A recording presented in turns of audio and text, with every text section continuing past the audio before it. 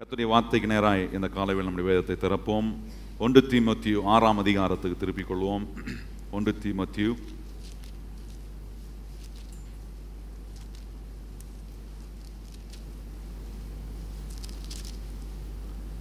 6ஆம் அதிகாரம்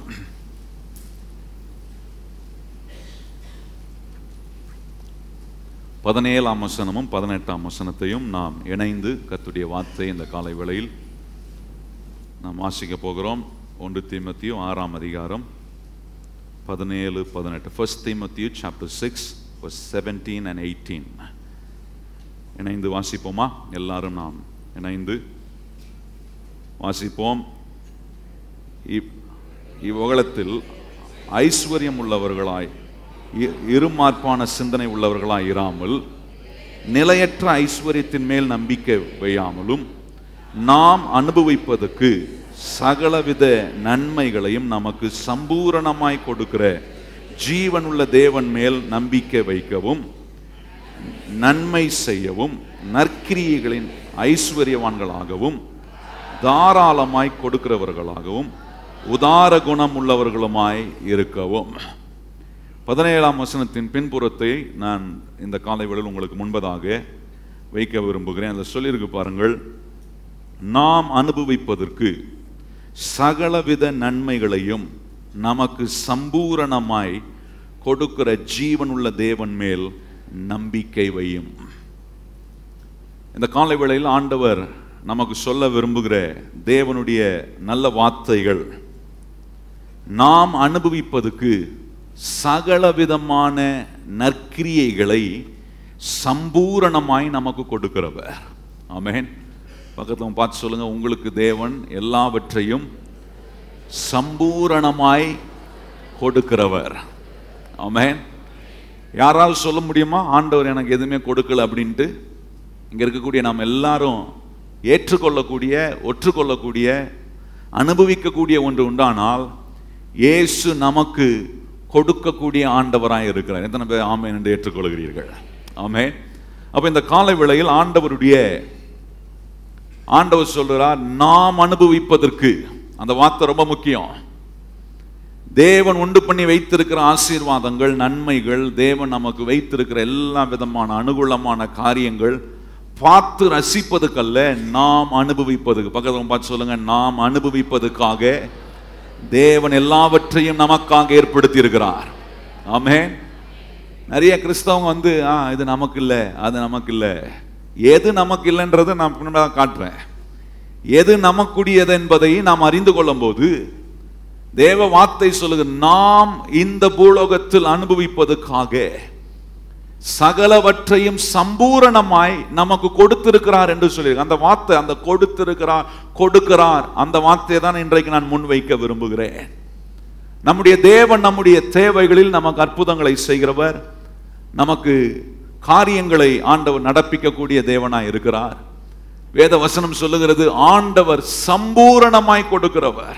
இதை மைண்ட்ல பிக்ஸ் பண்ணணும். இன்னைக்கு இந்த சம்பூரணமாய் கொடுக்கிறவன் சொல்லும் போது கையில வெறுமை இருக்கலாம், வாழ்க்கை வெறுமையா இருக்கலாம், வாழ்க்கை வெறுமையா இருக்கலாம், கையில ஒரு வெறுமை இருக்கலாம், ஒண்ணுமே சித்தி பெறாதது போல இருக்கலாம். அவைகள் நடுவில் தான் நான் ஒன்று அதிகமா என் மனதுல ரொம்ப பிக்ஸ் பண்ணணும். என்னன்னா, ஆண்டவர் சொல்றாரு, சம்பூரணமாய் நான் கொடுக்கிறவராய் இருக்கிறேன் என்று ஆண்டவர் சொல்லுகிறார். எதெல்லாம் சம்பூரணமாய் கொடுப்பார், எதெல்லாம் தேவன் கொடுத்திருக்கிறார் பாருங்க. இன்னைக்கு ஆண்டவர் கொடுத்த செய்திக்கு ஆதாரமாய் நான் சொல்ல விரும்புகிற அந்த தலைப்பு, நம்முடைய தேவன் கொடுப்பதில் மிக பெரியவராய் இருக்கிறார். பக்கத்துல பார்த்து சொல்லுங்க, நம்முடைய ஆண்டவர் உங்களுக்கும் எனக்கும் கொடுப்பதில் மிக பெரியவராய் இருக்கிறார். சந்தோஷம் இருக்கா இல்லையா? சிலருக்கு பேங்க்ல போய் நின்றா தான் அவங்களுக்கு சந்தோஷம் வரும். ஏதாவது கொடுப்பாங்களா? லோன் அப்ளை பண்ணியிருக்கிறேன், இந்த மேனேஜர் கொடுப்பாரா கொடுக்க மாட்டாரா? நான் சொல்றேன், நம்முடைய ஆண்டவர் நமக்கு கொடுக்கிறவர். எத்தனை பேர் ஏற்றுக்கொள்கிறீர்கள்? மறுபடியும் சொல்லுங்க பக்கத்துல, நம்முடைய ஆண்டவர் உங்களுக்கும் எனக்கும் கொடுப்பதில் மிக பெரிய தேவன் அவர். ஆமென். அதுதான் பவுல் இப்படி எழுதியிருக்கிறார், நாம் அனுபவிப்பதற்கு சகலத்தையும் சம்பூரணமாய் கொடுக்கிறவர். இந்த வார்த்தையை நீங்க அதிகமா உங்க மனதுல, உங்க இருதயத்துல பதிய வைக்கணும். பலன் இல்லாத போது பலனை சம்பூரணமாய் கொடுக்கிறவர், வியாதியா இருக்கும் போது சுகத்தை சம்பூரணமாய் கொடுக்கிறவர், சமாதானம் இல்லாத போது சமாதானத்தை சம்பூரணமாய் கொடுக்கிறவர். ஏன் சம்பூரணமாய் கொடுக்கிறவர்னா அவர் கொடுப்பதில் பெரிய தேவனாய் இருக்கிறதினாலே எனக்கு சம்பூரணமாய் அவர் கொடுப்பார். எத்தனை பேருக்கு விளங்குது நான் சொல்ற காரியம்? என்ன, சிலர் உட்கார்ந்துட்டு அப்படி விளங்காமலே கேட்டுட்டு இருப்பாங்க பிரசங்கத்தை. அப்படி இல்லை. இந்த காலை வேளை நீங்க அதை இந்த வார்த்தையை உங்க மனதை வச்சு, தேவன் நான் அனுபவிப்பதுக்கு சகலத்தையும் சம்பூரணமாய் எனக்கு கொடுக்கிறவர். எவ்வளவு நல்ல வார்த்தை பாருங்க அது. இந்த காலை வேளையில சோர்ந்து போய் வந்திருக்கலாம், வாழ்க்கையில தோல்வியோட வந்திருக்கலாம். ஆண்டவர் அது நடுவில் இந்த உலகத்துல யாருமே இந்த வார்த்தையை சொல்ல முடியாதுங்க. இந்த உலகத்தில் இருக்கிற எந்த மனுஷனுமே உங்களை பார்த்து இந்த வார்த்தையை சொல்லவே முடியாது. நீ அனுபவிப்பதற்காக நான் சகலத்தையும் சம்பூரணமாய் கொடுக்கிறேன். உங்க மனுஷன் உங்களை பார்த்து யாராவது சொல்ல முடியுமா? ஏன் கணவன் மனைவியை பார்த்து சொல்ல முடியுமா? மனைவி கணவனை பார்த்து சொல்ல முடியுமா? நண்பர்கள் உங்களுக்குள் ஒருவரை ஒருவர் பார்த்து நீங்க சொல்லிக் கொள்ள முடியுமா? முடியவே முடியாது. இந்த அண்ட சராசத்தியம் உண்டாக்கின கர்த்தர் ஒருவர் மாத்திரம்தான் என்னை பார்த்து அவர் சொல்ல முடியும், நீ அனுபவிப்பதுக்கு சகலத்தையும் நான் சம்பூரணமாய் கொடுக்கிறேன் என்று கர்த்தர் ஒருவர் மாத்திரம் சொல்ல தகுதி உள்ள தேவனாய் இருக்கிறார். பாருங்க, வேதத்துல சில காரியங்களை அங்க சொல்லியிருக்க, அதை நான் காட்ட விரும்புறேன். பாருங்க, ஆண்டவர் பலனை கொடுக்கிறார். சங்கீதம் 29:11 பாத்தீங்கன்னா தேவன் நமக்கு பலன் கொடுக்கிறவராய் இருக்கிறார். சங்கீதம் 37:4 பார்க்கும்போது கர்த்தர் நம்முடைய இருதயத்தின் வேண்டுதலை நமக்கு கொடுக்கக்கூடியவராய் இருக்கிறார். அங்க பாருங்க, சங்கீதம் 84:11 பார்க்கும்போது கிருபையும் மகிமையும் தேவன் கொடுக்கிறவராய் இருக்கிறார். 85ஆம் சங்கீதம் 12ஆம் வசனத்துல பார்க்கும்போது நன்மைகளை கொடுக்கிறவராய் இருக்கிறார். பைபிள்ல பாத்தீங்கன்னா ஆண்டவர் கொடுக்கிறார் கொடுக்கிறார் கொடுக்கிறார்னா ஆதி ஆகமத்திலிருந்து வெளிப்படுத்தின வரைக்கும் தேவன் கொடுத்து கொண்டே தான் இருக்கிறார். அங்க பாருங்க, 1 தீமோத்தேயு 6:13 வசனத்துல சகலத்துக்கும் ஜீவனை கொடுக்கிறாரா, சகலவற்றுக்கும் ஜீவனை கொடுக்கிறார். 1 கொரிந்தியர் 15:57 வசனத்துல பார்க்கும்போது எப்பொழுதும் நமக்கு வெற்றி கொடுக்கிறவராய் இருக்கிறார். எபேசியர் 1:17 பார்க்கும்போது ஞானத்தையும் அறிவையும், ஞானம் அறிவு உணர்வை கர்த்தர் நமக்கு கொடுக்கிறார். விஸ்டம் அண்ட் ரெவலேஷன் நம்முடைய தேவன் எப்பொழுதுமே நமக்கு கொடுக்கக்கூடியவராய் இருக்கிறார். நல்லா புரிந்து கொள்ளணும். எனக்கு எது இல்லைனாலும் நான் முதல்ல போய் கேட்க வேண்டிய இடம் எங்கன்னா ஆண்டவர்கிட்ட தான். எனக்கு பணம் இல்லையா, எனக்கு அறிவு இல்லையா, எனக்கு ஒரு காரியத்தை செய்யக்கூடிய திறன் இல்லையா, ஆண்டவர்கிட்ட போய் கேளுங்க. ஏன்னா அவர் சம்பூரணமாய் எல்லாவற்றையும் நான் அனுபவிப்பதற்காக சகலத்தையும் சம்பூரணமாய் கொடுக்கிறவர். ஆமென். எத்தனை பேர் சொல்றீங்க வலது கரத்தை உயர்த்தி, எனக்கு என் ஆண்டவர் எல்லாவற்றையும் சம்பூரணமாய் கொடுக்கிறவர். அதுதான் காட்டின வசனங்களை. பலனை கொடுக்கிறாரு, வெற்றியை கொடுக்கிறாரு, ஞானத்தை கொடுக்கிறாரு, ஆண்டவர் ஜீவனை கொடுக்கிறாரு. எல்லா வகையிலும் ஆண்டவர் நமக்கு கொடுத்து கொண்டே இருக்கிறார். அதை நான் எப்படி சொல்ல விரும்புறேன், all that God gives is needed for us. தேவன் கொடுக்கிற எல்லாமே நமக்கு தேவை. எத்தனை பேர் ஏற்றுக்கொள்கிறீர்கள்? வலது கரத்தை உயர்த்தி சொல்லுங்க, ஆண்டவரே நீர் கொடுக்கிற எல்லாமே எனக்கு தேவை, நீர் கொடுக்காத ஒன்றுமே எனக்கு வேண்டியதில்லை. நல்ல கவனிங்கள். இன்னைக்கு கிறிஸ்தவ மக்கள் எப்படி இருக்கிறாங்கன்னா, தேவன் கொடுப்பதை பெற்றுக்கொள்ளக்கூடியவர்களாயிராமல் தேவன் கொடுக்காததை தங்களுக்குரியது என்று எடுத்துக்கொள்கிறார்கள். அதுலதான் நஷ்டம் அடைகிறோம் வாழ்க்கையில. பொல்லாப்பு கர்த்தர் கொடுப்பதல்ல, தீமையான செயல்கள் கர்த்தர் கொடுப்பதல்ல, ஆனா அதை நாம் எடுத்துக்கொள்கிறோம். பிசாசு கொடுக்கக்கூடியதை நம்முடைய வாழ்க்கையில் எடுத்துக்கொள்வோம் என்று சொன்னால் தேவன் கொடுப்பதை மட்டுப்படுத்துகிறவர்களாய் நாம் இருக்கிறோம். நல்லா புரிந்து கொள்ளுங்கள். கோபம் ஆண்டவர் கொடுக்கிறது இல்லை, பொறாமை ஆண்டவர் கொடுக்கிறது இல்லை, வயிற்றெரிச்சல் ஆண்டவர் கொடுக்கிறது இல்லை. ஆனா இன்னைக்கு அதெல்லாம் வருதே நமக்கு. என்ன, வயிற்றெரிச்சல் இருந்துச்சுன்னா சீக்கிரம் அல்சர் வந்துடும், அதனால ஜாக்கிரதையா இருக்கணும். அதெல்லாம் ஆண்டவர் கொடுக்கிறது இல்லை. ஆண்டவர் என்ன கொடுக்கிறாரு? ஆரோக்கியத்தை கொடுக்கிறார். ஆண்டவர் என்ன கொடுக்கிறார்? நன்மையை கொடுக்கிறார். நமக்கு எது நல்லதோ ஆண்டவர் அதெல்லாம் கொடுக்கிறார். அப்ப இன்னைக்கு என் ஆண்டவர் எல்லாவற்றையும் நான் அனுபவிப்பதுக்கு சம்பூரணமாய் கொடுக்கிறார் என்கிற அந்த ஒரு வார்த்தையில நான் முக்கியப்படுத்த விரும்புறது என்னன்னா, தேவன் கொடுக்கிற எல்லாம் எனக்கு வேண்டும், தேவன் கொடுக்காத ஒன்றுமே எனக்கு தேவையில்லை என்கிற தீர்மானத்துக்குள் நான் வர வேண்டும். நல்லா புரிந்து கொள்ளுங்கள். ஐஸ்வர்யம் கர்த்தர் கொடுக்கிறார், பலன் கர்த்தர் கொடுக்கிறார், ஞானம் கர்த்தர் கொடுக்கிறார், தேவன் கொடுக்கிற எல்லாவற்றையும் நான் பெற்றுக்கொள்வேன். ஆனால் தேவன் கொடுக்கிறதை வைத்து நான் பழுகி பெருக கர்த்தர் எனக்கு உதவி செய்வார். எத்தனை பேர் அதை நம்புகிறீங்க? அந்த காலை வேளையில தேவன் கொடுக்காததை வாங்கி வச்சிருக்கிறனால தான் அவர் கொடுத்ததும் நமக்கு வாழ்க்கையில பெருக மாட்டுது. நம்ம வாங்கி அவர் கொடுக்காத வாங்கி நம்ம வச்சிருக்கிறோமே, அதுவும் நம்முடைய வாழ்க்கையில ஒரு மேன்மையும் சந்தோஷத்தையும் இன்பத்தையும் நமக்கு கொடுப்பதே இல்லை. நான் சில காரியத்தை வேகமாய் இந்த காலவேளை உங்களுக்கு முன்பதாக நான் காண்பிக்க விரும்புகிறேன். முதலாவது, தேவன், நம்முடைய தேவன் கொடுப்பதில் மிக பெரிய தேவன். அவர் எப்படி பெரியவர்? நான் அனுபவிப்பதற்காக சகலவற்றையும் சம்பூர்ணமாய் கொடுக்கிறார். அவருங்க அந்த நான் அனுபவிக்க சகலவற்றை, அந்த வார்த்தை ரொம்ப முக்கியம். ஆல் திங்ஸ், அதுதான் முதல் குறிப்பா இந்த காலையில் உங்களுக்கு முன்பதாக வைக்கிறேன். God freely gives all things.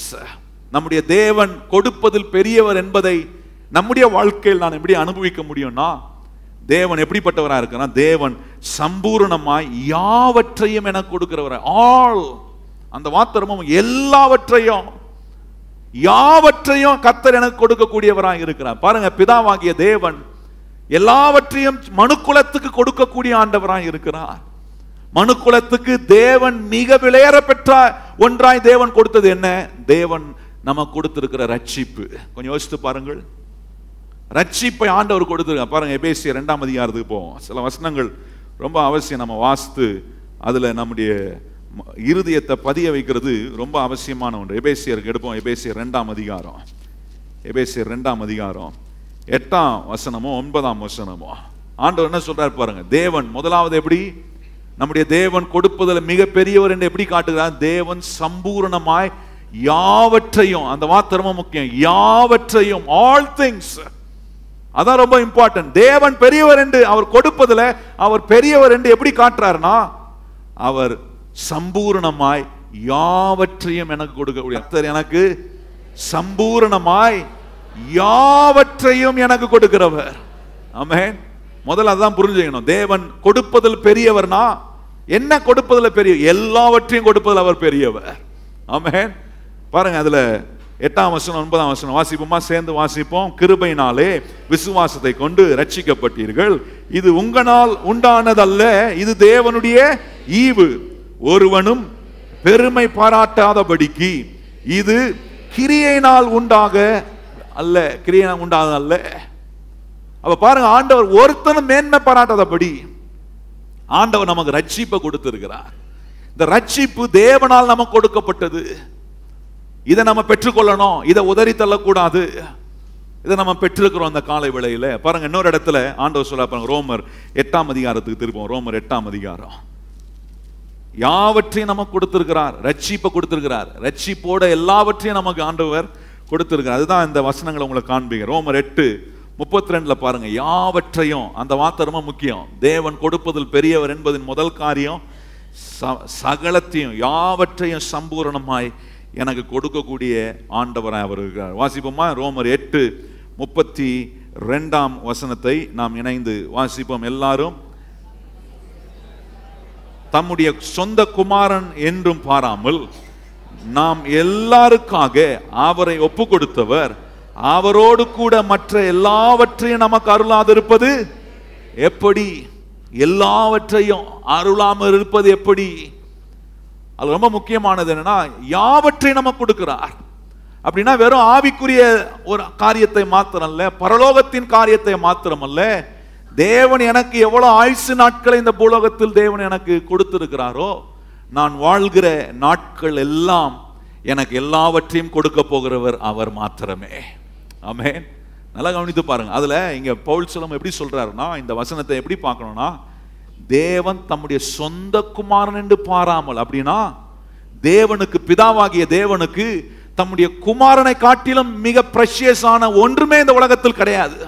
யோசித்து பார்த்திருக்கீங்களா? அப்படி உங்களுடைய பிரஷியஸான ஒன்றை நீங்க ஒருத்தர் கொடுக்கும்போது அது அதுக்கு இணையானது ஒண்ணுமே கிடையாது இந்த உலகத்துல. ஆண்டவர் இங்க சொல்லும்போது சொல்றாரு, என்ன சொல்றாருன்னா, என் சொந்த குமாரன் இயேசு, என்னுடைய சொந்த குமாரன், அவருக்கு மிஞ்சினது இந்த உலகத்தில் எனக்கு ஒன்றுமே இல்லை. ஆனா அவரே நான் உங்களுக்கு கொடுத்திருப்பேனா, அவரோடு மற்ற எல்லாவற்றையும் உங்களுக்கு நான் தராமல் இருப்பேனா என்பதை ஆண்டவர் அங்கே கேட்கிறார். யோசித்து பாருங்கள். விலையேறப்பட்ட தம்முடைய குமாரனையே உங்களுக்காக எனக்காக தேவன் கொடுத்திருப்பாரானால் அவரோடு நமக்கு எல்லாவற்றையும் கொடுக்கக்கூடிய தேவனா? அப்படின்னா ஆண்டவர் இயேசு நமக்கு கொடுக்கப்பட்டது எவ்வளவு பெரிய ஈவு, எவ்வளவு பெரிய ஆசீர்வாதமான ஒரு நபர், ஒரு தெய்வம் என்பதை நம்முடைய வாழ்க்கையில் நாம் அனுபவிக்க வேண்டியது மிக விசேஷமான ஒன்று. அவரையே நமக்கு கொடுத்திருப்பார்னா இந்த உலகத்தில் இருக்கிற செல்வம், ஐஸ்வர்யம், உயர்வு, மேன்மைகள், வெற்றி, சமாதானம், சந்தோஷம் இதெல்லாம் நமக்கு தராம ஆண்டவர் இருப்பாரா? எத்தனை பேர் சொல்றீங்க இதெல்லாம் எனக்கு ஆண்டவர் கொடுப்பார் என்று எத்தனை பேர் சொல்லுகிறீங்க? ஆமென். இயேசுவையே கொடுத்துட்டாரே, இயேசுவையே விலையேறப்பட்ட தம்முடைய குமாரனே நமக்காக கொடுத்துட்டாரே, அவரை நமக்காக கொடுக்க முடியும்னா இந்த உலகத்தில் ஆண்டவர் கொடுக்க முடியாத ஒண்ணுமே எனக்கு இல்லை. எத்தனை பேர் அதை நினைக்கிறீர்கள்? அதுதான் அங்க மீன் பண்றாரு. கொடுக்க முடியாது, என் குமாரனை இந்த உலகத்தில் இருக்க பாவத்துக்காக நான் கொடுக்க வேண்டியது இல்லை, ஆனா அவரையே நான் கொடுத்திருப்பேனா இந்த உலகத்துல உங்களுக்கும் எனக்கும் தேவன் கொடுக்க முடியாத ஒரு காரியமும் இல்லை, ஒரு கஷ்டமான காரியமும் இல்லை. எல்லாவற்றையும் நமக்கு கொடுக்க, யாவற்றையும் நமக்கு கொடுக்கிறவராக. எத்தனை பேர் வலது கருத்தை உயர்த்தி சொல்றீங்க? யாவற்றையும் எனக்கு கொடுப்பார். ஆமென். வேலைக்கு போகும்போது எப்படி போனோம்னா, கர்த்தர் இன்னைக்கு எல்லாவற்றையும் வெற்றியா மாத்தி கொடுப்பாருன்னு போனோம். போகும்போதே கொடுப்பாரா கொடுக்க மாட்டாரான்னு தெரியல. அப்படி வீட்டில் சொல்றவங்க மண்டையில் ஒரு கொட்டு கொட்டுங்க அவங்களுக்கு. ஆண்டவர் என்ன சொல்றாரு? யாவற்றையும் நமக்கு கொடுக்கிறவர். எத்தனை பேர் சொல்றீங்க? யாவற்றையும். நம்முடைய பிரயாசம் ஒன்றும் வீணாய் போகக்கூடாது, நஷ்டமடையக்கூடாது என்பதில் ஆண்டவர் அக்கறை உள்ளவராய் இங்கே சொல்ற வார்த்தையை பாருங்க, யாவற்றையும் நமக்கு கொடுக்கிறவராக. இன்னொரு இடத்துல பாருங்க ஆண்டவர் சொல்ற அந்த யாவற்றையும் அப்படின்றதுல லூக்கா சுவிசேஷம் 11ஆம் அதிகாரம் போவோம். லூக்கா சுவிசேஷம் 11ஆம் அதிகாரம். இயேசுவை நமக்கு கொடுத்துட்டாரு. இயேசுவையே நமக்கு கொடுத்திருப்பாருன்னா மற்ற எல்லாத்தையும் நமக்கு அருளாமல் இருப்பாரா அப்படின்ற ஒரு நிலையில தேவன் நமக்கு எப்படி கொடுக்கக்கூடிய ஆண்டவராய், நம்மை ஆசீர்வதிக்கக்கூடியவராய் இருக்கிறார் என்பதை நாம் அறிந்து கொள்ள வேண்டும். லூக்கா சுவிசேஷம் 11ஆம் அதிகாரம் 13ஆம் வசனம் எல்லாரும் இணைந்து வாசிப்போம்.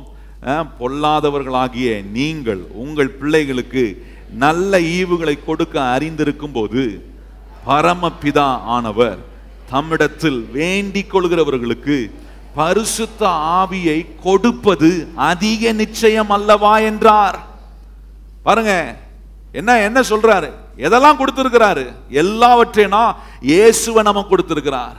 அந்த இயேசுவையே நமக்கு கொடுத்திருப்பார்னா இந்த உலகத்தில் அவருக்கு அவர் மூலமா நமக்கு கொடுக்க முடியாத ஒண்ணுமே இல்லை. ரெண்டாவது இங்க சொல்றாரு, என்ன சொல்றாருன்னா பரிசுத்த ஆவியானவரை நமக்கு கொடுத்திருக்கு. அப்படின்னா அவரை நோக்கி கூப்பிடுகிற இயேசுவே என் ஆண்டவர் என்று சொல்லும் போது இயேசுவை கொடுக்கிறது மாத்திரமல்ல, இயேசுவோடு நமக்கு பரிசுத்த ஆவியானவரும் ஆண்டவர் கொடுக்கிறார். அதான் ஆசீர்வாதம். இன்றைக்கு நம்முடைய வாழ்க்கையில் எது நமக்கு வேணும்? ஆண்டவரே இயேசுவே நீர் எனக்கு வேணும், மூலமாய் எனக்கு கிடைக்கப்படுகிற பரிசுத்த ஆவியானவரும் வேணும்னு சொல்லி பெற்றுக்கொள்ளணும். அதுதான் ஆசீர்வாதம். யாவற்றையும் அங்க பாருங்க, அதுதான் ரொம்ப விசேஷமான ஒரு வார்த்தை. உங்க மனசுல அது எப்படி உட்காருதுன்னு எனக்கு தெரியல, ஆனா இதை தான் ஆண்டவர் முக்கியப்படுத்த விரும்புகிறார். யாவற்றையும். அந்த யாவற்றையும் போது எப்படி உதாரணப்படுத்தி காட்டுறாரு? இயேசுவையே நான் கொடுத்துருப்பேனா மற்ற எதுவும் உனக்கு நான் கொடுக்க முடியாம இருக்க முடியுமா? கொஞ்சம் யோசித்து பாரு. அப்படிதான் ஆண்டவர் சொல்றாரு. உங்க பிரச்சனையில உங்களுக்கு ஆண்டவர் தீர்வு கொடுக்காம இருக்க முடியுமா? இன்னைக்கு என்ன குழப்பத்துல நீங்க வந்திருந்தாலும் அந்த குழப்பத்துக்கு ஆண்டவர் பதில் கொடுக்காம இருக்க முடியுமா? எத்தனை பேர் சொல்றீங்க ஆண்டவரால பதில் கொடுக்க முடியும்? ஆமென். கடந்த 6 நாட்கள் தோல்வியா இருந்திருக்கலாம், ஆனா நாளை நீங்கள் போய் காரியங்களை செய்யும் போது கர்த்தர் அதை வெற்றியா மாத்துவார். ஏன்னா யாவற்றையும் சம்பூரணமாய் கொடுக்கிற கர்த்தர் என்னோட கூட இருக்கிறதினாலே நான் வெட்கப்பட்டு போவதில்லை. அல்லேலூயா. கொடுக்கிறவர் நம்முடைய தேவன். பாருங்க, கிறிஸ்தவத்தில் 2 ரொம்ப முக்கியமான ஃபங்க்ஷனிங் இருக்கு. ஆண்டவர் கொடுப்பார், இன்னொன்று நாம் பெற்றுக்கொள்கிறவர்களாக இருக்கிறோம். Giving and receiving is in the it's the main function in the kingdom of God. ஆண்டவருடைய ராஜ்யத்தில் மிக முக்கியமான 2 பங்கு, 2 விதமான ஃபங்க்ஷனிங் ரொம்ப முக்கியமானது. ஒன்று கொடுப்பது, இன்னொன்று பெற்றுக்கொள்வது. இப்போ ஆண்டவர் என்ன சொல்றார்? நான் உனக்கு கொடுக்கிறேன் அப்படின்றாரு. நான் உனக்கு கொடுக்கிறேன். இயேசுவை கொடுத்துட்டேன், பரிசுத்த ஆவியானவரை கொடுத்துட்டேன். இன்னொரு இடத்துல பாருங்க, அங்க சொல்றாரு பாருங்க, 2 பேதுருக்கு போவோம். 2 பேதுரு 1ஆம் அதிகாரம். 2 பேதுரு. இந்த வசனங்கள்லாம் நீங்க அடிக்கடி போய் பார்த்து வாசித்து உங்க மைண்ட்ல போய் அதை உட்கார வச்சிடணும். 2 பேதுரு 1ஆம் அதிகாரம் 3ஆம் வசனம். எல்லாரும் வாசிப்போமா இணைந்து? 2 பேதுரு 1ஆம் அதிகாரம் 3ஆம் வசனம் எல்லாரும் இணைந்து வாசிப்போம். எடுத்தோமா? வாசிப்போமா? தம்முடைய மகிமையினாலும் காருண்யத்தினாலும் நம்மை அழைத்தவராக அவரினாலே ஜீவனுக்கும் தேவ பக்திக்கும் வேண்டிய யாவற்றையும், அந்த வார்த்தையை பாருங்க, ஜீவனுக்கும் தேவ பக்திக்கு வேண்டிய யாவற்றையும் எப்படி கொடுக்கிறார் ஆண்டவர் பாருங்க. சம்பூரணமாய் கொடுக்கிறவர். ஜீவனுக்கும் தேவ பக்திக்கும் வேண்டிய யாவற்றையும் அப்படின்னா, இந்த பூலோகத்தில் நான் வாழ்ற வாழ்க்கைக்கு எனக்கு என்ன தேவையோ தேவையானதை கொடுத்து அந்த கொடுப்பதின் மூலமாய் தெய்வ பக்தி எனக்கு உண்டாக்குகிறார் ஆண்டவர். நல்ல கவனிங்கள். ஆண்டவர் கொடுக்கிறத வச்சுட்டு நான் சீர்கெட்டு போக தேவன் கொடுக்கல. தேவன் கொடுப்பதை பெற்றுக்கொண்டு ஆசீர்வாதமாய் அந்த அந்த அந்த ஜீவனையும் தேவ பக்திக்கும் வேண்டிய என்ன ஆண்டவர் சொல்றார் இருப்பாங்க, யாவற்றையும் நான் உனக்கு கொடுப்பேன். இயேசுவை கொடுத்திருக்கிறார். இயேசுவின் மூலமாய் பரிசுத்த ஆவியானவரை கொடுத்துகிறார். இப்ப ஆண்டவர் சொல்றார், இந்த ஜீவனுக்கு உனக்கு வேண்டிய எல்லாவற்றையும் கொடுக்கிறேன். தெய்வ பக்தியாய் நீ வாழ்வதற்கு வேண்டிய எல்லாவற்றையும் உனக்கு கொடுக்கிறேன். எவ்வளவு பெரிய ஆசீர்வாதம்! இந்த வார்த்தைக்கு எதிரான சிந்தனை உங்களுக்குள்ள இருக்குமானால் அதை தூக்கி எறிய வேண்டும். நல்லா புரிந்து கொள்ளுங்கள். இதுக்கு எதிராக உங்களுக்குள்ள ஆண்டவர் கொடுக்க மாட்டாரு, எனக்கு இப்படிதான் நடக்கும், நான் இப்படிதான் இருப்பேன் அப்படின்னா அது பிசாசு சொல்ற வார்த்தைகள். ஆண்டவர் இந்த வசனத்தின் மூலமா என்ன காட்டுறாருன்னா, இயேசுவையே நான் கொடுத்திருப்பேனா உனக்கு நான் வேற எதை கொடுக்காம இருக்க முடியும்னு ஆண்டவர் கேட்கிறாரு.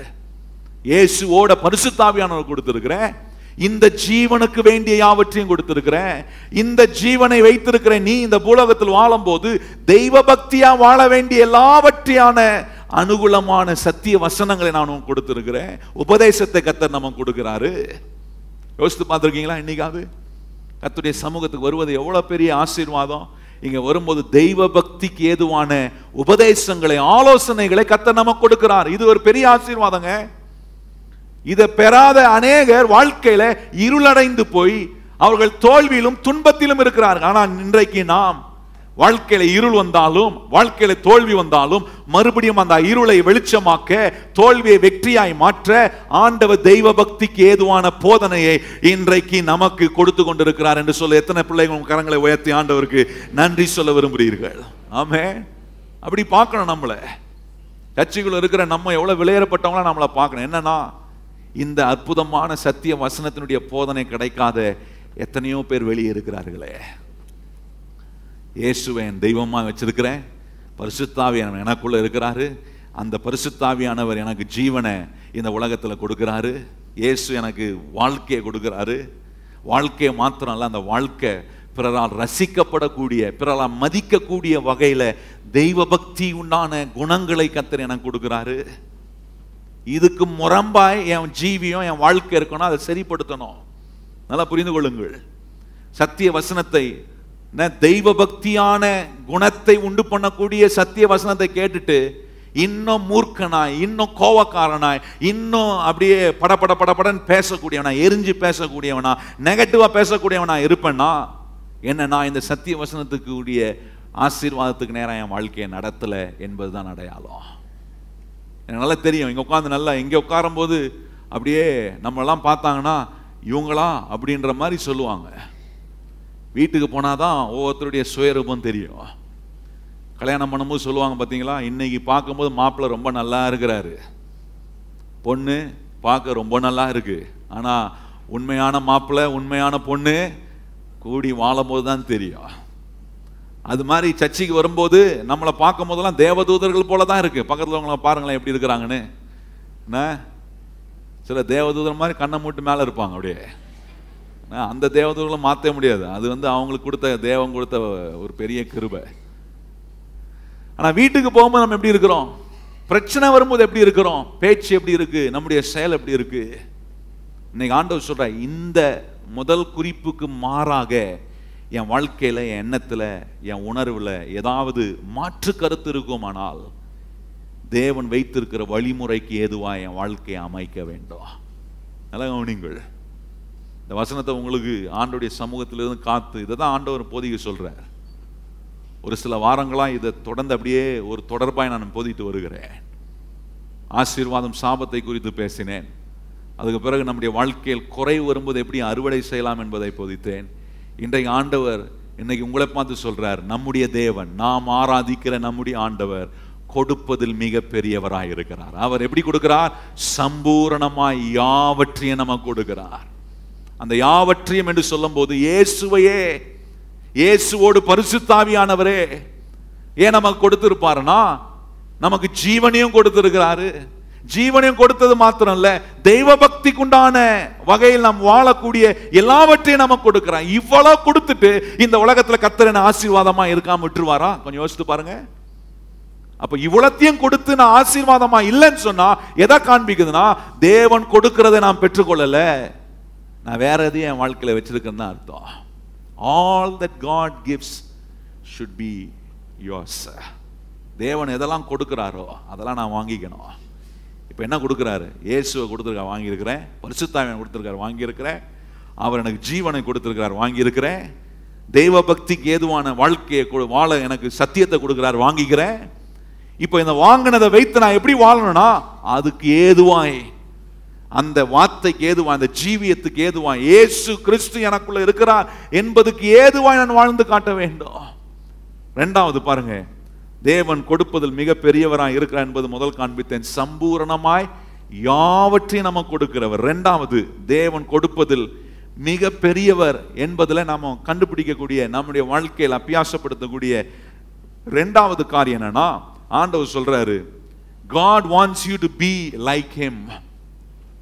கொடுக்கிற தேவன் என்ன எதிர்பார்க்கிறாருன்னா, அவரை போலவே நீங்களும் நானும் இருக்கணும்னு எதிர்பார்க்கிறார். பக்கத்துல பார்த்து சொல்லுங்க, நீங்களும் நானும் நம்ம போல இருக்கிறது முக்கியம்தான், ஆனா அவரை போல மாறுறது ரொம்ப முக்கியம். ஆமென். ரொம்ப ரொம்ப இம்பார்ட்டன்ட், இது ரொம்ப முக்கியம். ஆண்டவர் சொல்லல, உன்னை இந்த மரம் போல உருவாக்கி இருக்கிறேன், அங்க ஒரு பாறை இருக்கு பாரு, அந்த பாறை மாதிரி உருவாக்கி இருக்கிறேன், உலகத்துல சுடுமூஞ்சி இருக்குது பாரு, சுடுமூஞ்சி மாதிரி உன்னை உருவாக்கி இருக்கிறேன். அப்படியே சொன்னார் ஆண்டவர். ஆண்டவர் மனுஷனை உருவாக்கும் போது என்ன சொன்னாரு? நம்மை போல இவர்களை சிருஷ்டிப்போம் தான் சொன்னார். நம்முடைய சாயலில, அந்த வார்த்தை ரொம்ப முக்கியம். தம்முடைய சாயலில உங்களை என்னையும் கர்த்தர் படைத்திருக்கிறார். அப்ப உங்களை என்னையும் தம்முடைய சாயலில் படைத்திருக்கிற ஆண்டவர், நீங்களும் நானும் அவரை போல இருக்கணும்னு எதிர்பார்ப்பது தப்பே கிடையாது. எத்தனை பேர் ஏற்றுக்கொள்கிறீங்க அதை? ஆமென். உங்களுக்கு பிறகுற பிள்ளை உங்களை மாதிரி தான் இருக்கணும் நீங்க எதிர்பார்ப்பீங்களா? இல்லையாங்க? உங்களை மாதிரி தான் இருக்கணும், இல்லை தப்பாயிடும். நான் சொல்றது புரியுதா உங்களுக்கு? உங்களை மாதிரி தான் இருக்கணும். ஒன்று அம்மா மாதிரி இருக்கணும், இல்லை அப்பா அம்மா இருக்கணும். ரெண்டுத்துக்கும் இடையில இருந்துச்சுன்னா அது ஏதோ கோளாறுன்னு அர்த்தம். புரியுதா நான் சொல்றது உங்களுக்கு? அப்போ என்னன்னா, உலக பெற்றோரா இருக்கிற நமக்கு பிறகுற பிள்ளை நம்மள மாதிரி இருக்கணும்னு நம்ம நினைக்கிறோம். சில பெற்றோர், ஒரு நாள் ஒரு பெற்றோர்கிட்ட பேசிட்டு இருந்தேன். அவங்க சொன்னா, என் பிள்ளை என்ன மாதிரி இருக்குது பிரச்சனை இல்லை பாஸ், ஆனால் என்ன மாதிரி ஆயிடக்கூடாது பாஸ்டர் அப்படின்னாங்க. நான் சொன்னேன், ஏங்க எப்படி சொல்றீங்க? எல்லா பெற்றோரும் என்னோட நல்லா வரணும், ஏன் அப்படிதானே எதிர்பார்ப்பாங்க, என்ன மாதிரி ஆயிடவே கூடாதுன்னு எதிர்பார்க்குறீங்க? ஐயோ பாஸ்டர், நான் பண்ண சேட்டைக்கு அளவே இல்லை, என்ன மாதிரி என் பிள்ளை, ஆனால் அவனை நான் எப்படி மேய்க்கிறது அப்படின்னாங்க. நல்லா கவனிங்க, நம்முடைய தேவன் அப்படி சொல்ல மாட்டார். ஐயோ இது பண்ற சேட்டைக்கு இது நம்மள மாதிரி மாறினா இதை வச்சு மல்லு கட்டுறது ரொம்ப கஷ்டம் அப்படின்னு சொல்றவர் இல்லை. ஆண்டவர் சொல்வார், எவ்வளோ சேட்டை பண்ணாலும் இவங்களை என்ன போல மாற்றுவது தான் என்னுடைய குறிக்கோள் என்பதை ஆண்டவர் முன்குறித்திருக்கிறதுனால, எவ்வளோ குறும்பு பண்ணாலும் எவ்வளோ வழி தவறி போனாலும் கர்த்தர் அவருடைய சமூகத்துக்கு வரும்போது என்ன பண்றாருன்னா, இங்க உட்கார வச்சு ஆண்டவர் என்ன சொல்றாரு? இல்ல, நீ இப்படி இருக்கக்கூடாது, இனி இப்படி இல்லை, என்ன போல இருக்கணும். பாருங்க, 1 யோவான் 1 யோவான்ல 4ஆம் அதிகாரம் எடுத்துக்கொள்ளும். 1 யோவான் 4ஆம் அதிகாரம்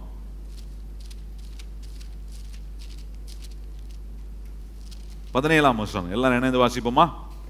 1 யோவான் 4ஆம் அதிகாரம் 17ஆம் வசனம். எல்லாரும் இணைந்து நாம் வாசிக்க போறோம். இந்த வசனங்கள்லாம் ஏன் முக்கியம்னா, அவரை போல நம்ம மாறணும் அப்படின்றது உங்க விருப்பம் இல்லை, அவருடைய விருப்பம். அது எத்தனை பேர் சொல்றீங்க? நான் அவரை போல மாறணும்ன்றது அவருடைய விருப்பம். எத்தனை பேர் வாயில திறந்து சொல்றீங்க? நாம் அவரை போல, இயேசுவை போல மாறுறது இயேசுடைய விருப்பம்.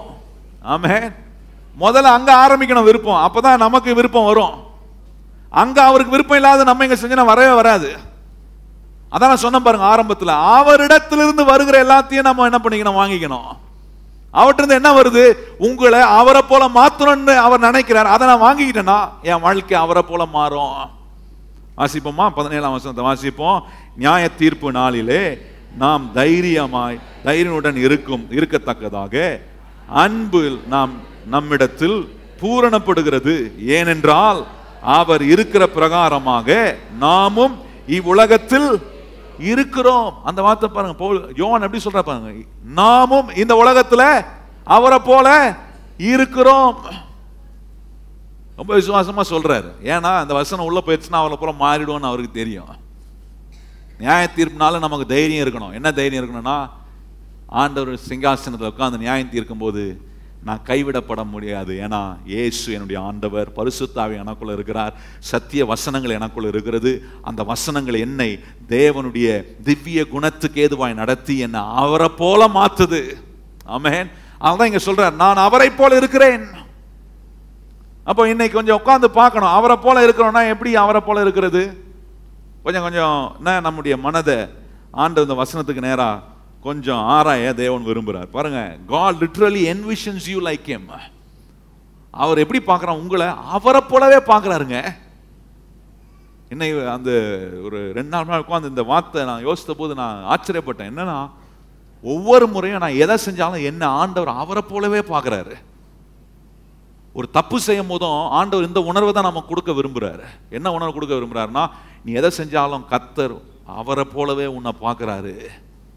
ஒரு தீமை செய்யும் ஒருத்தரை நான் தீமையாக பேசும்போது, ஒருத்தருக்கு நான் கோபமாக பதில் சொல்லும் போது, ஒருத்தருக்கு என்ன சதித்திட்டம் போடும்போது, ஒருத்தரை குறைவாக பேசும்போது எனக்குள்ள ஆண்டவர் இம்மீடியட்டாக என்ன சொல்கிறாருன்னா, நான் உன்னை என்னை போலவே பார்க்குறேன்ப்பா, என்னை போலவே நான் உன்னை பார்க்கும்போது எப்படி இந்த மாதிரி வார்த்தை வாங்கிக்குள்ள வரலாம்?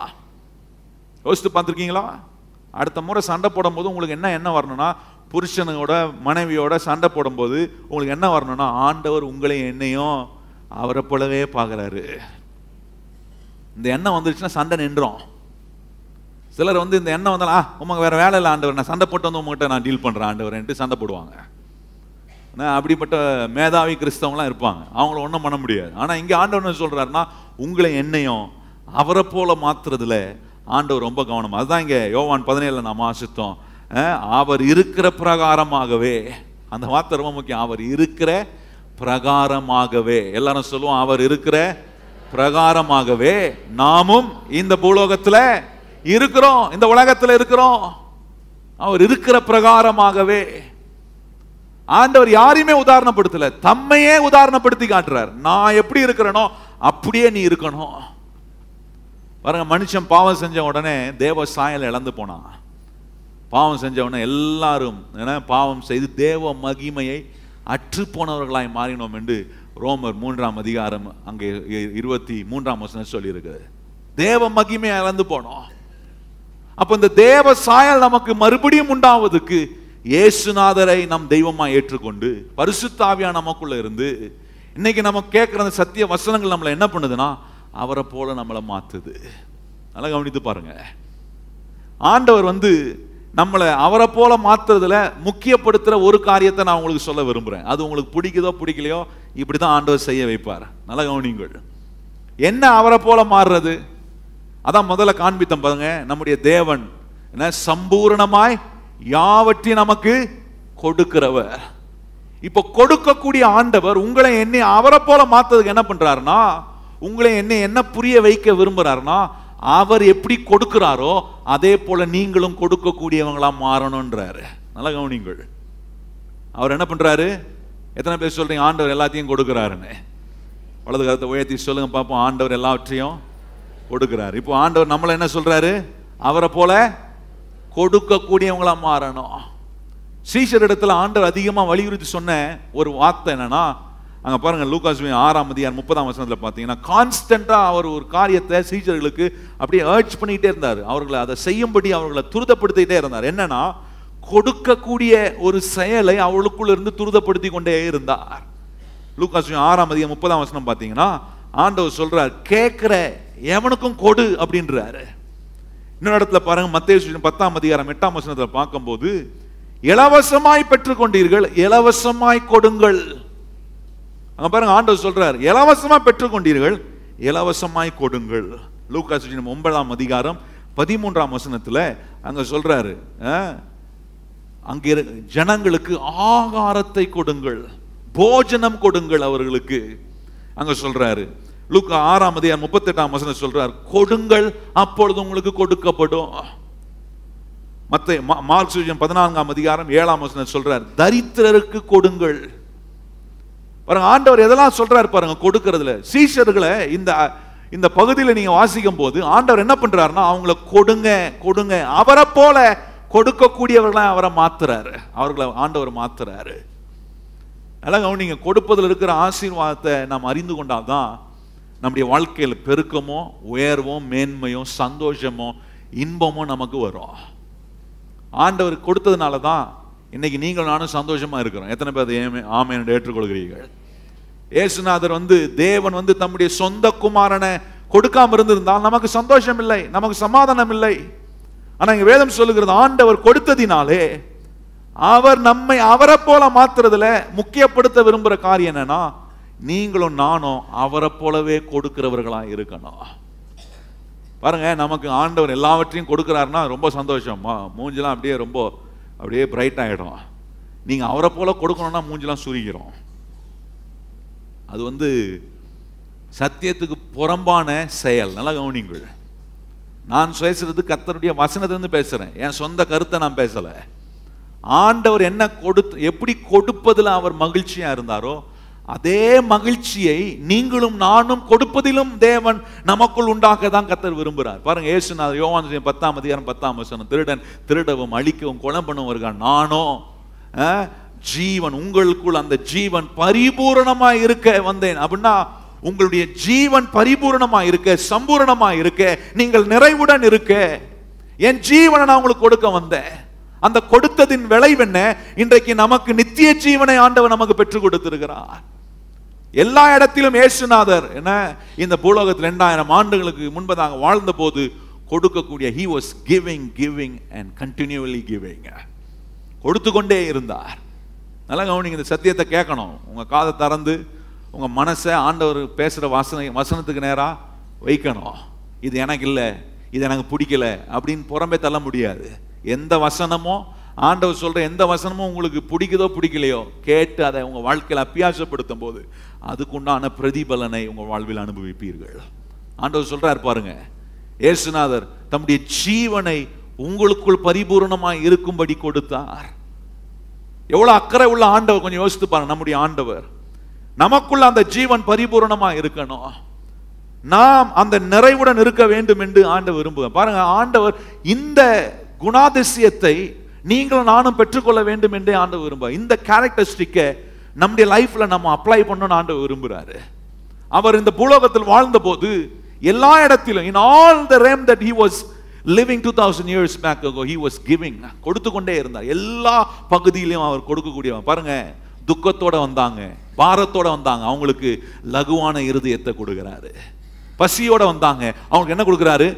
ஆகாரத்தை கொடுக்கிறாரு. உடை இல்லாம நிர்வாணமா இருந்தவனுக்கு என்ன கொடுக்கிறாரு? ஆண்டவர் உடையை கொடுக்கிறார். பாருங்க, ஆண்டவர் ஒரு சூழ்நிலையை பார்க்கும் போது அந்த சூழ்நிலையை அப்படியே விட்டு விட்டு போகாம அவங்களுக்கு என்ன தேவையோ அதை கொடுத்து அவர்களை திருப்திப்படுத்தக்கூடியவராக இருக்கிறார். அப்ப நல்லா கவனித்துக் கொள்ளுங்கள்.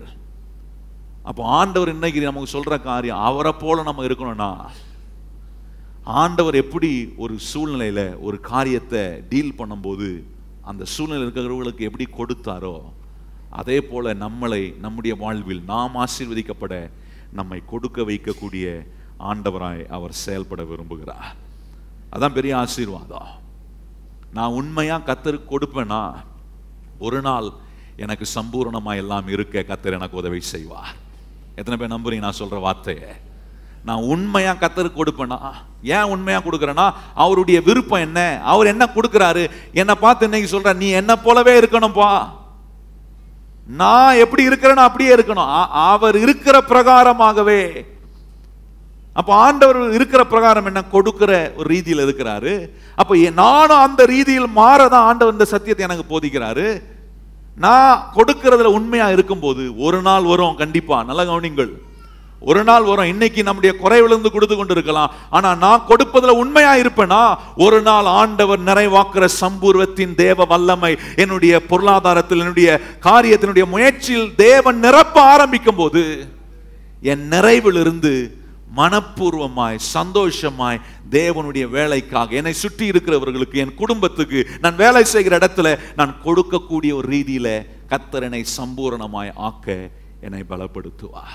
நல்ல கவனிங்கள், இந்த கொடுப்பது ஏன்னா எந்த மனுஷனால உண்டாக்கப்பட்ட ஒரு செயல் அல்ல. It is God who created this giving. கொடுப்பதை சிருஷ்டித்ததே ஆண்டவர் தாங்க.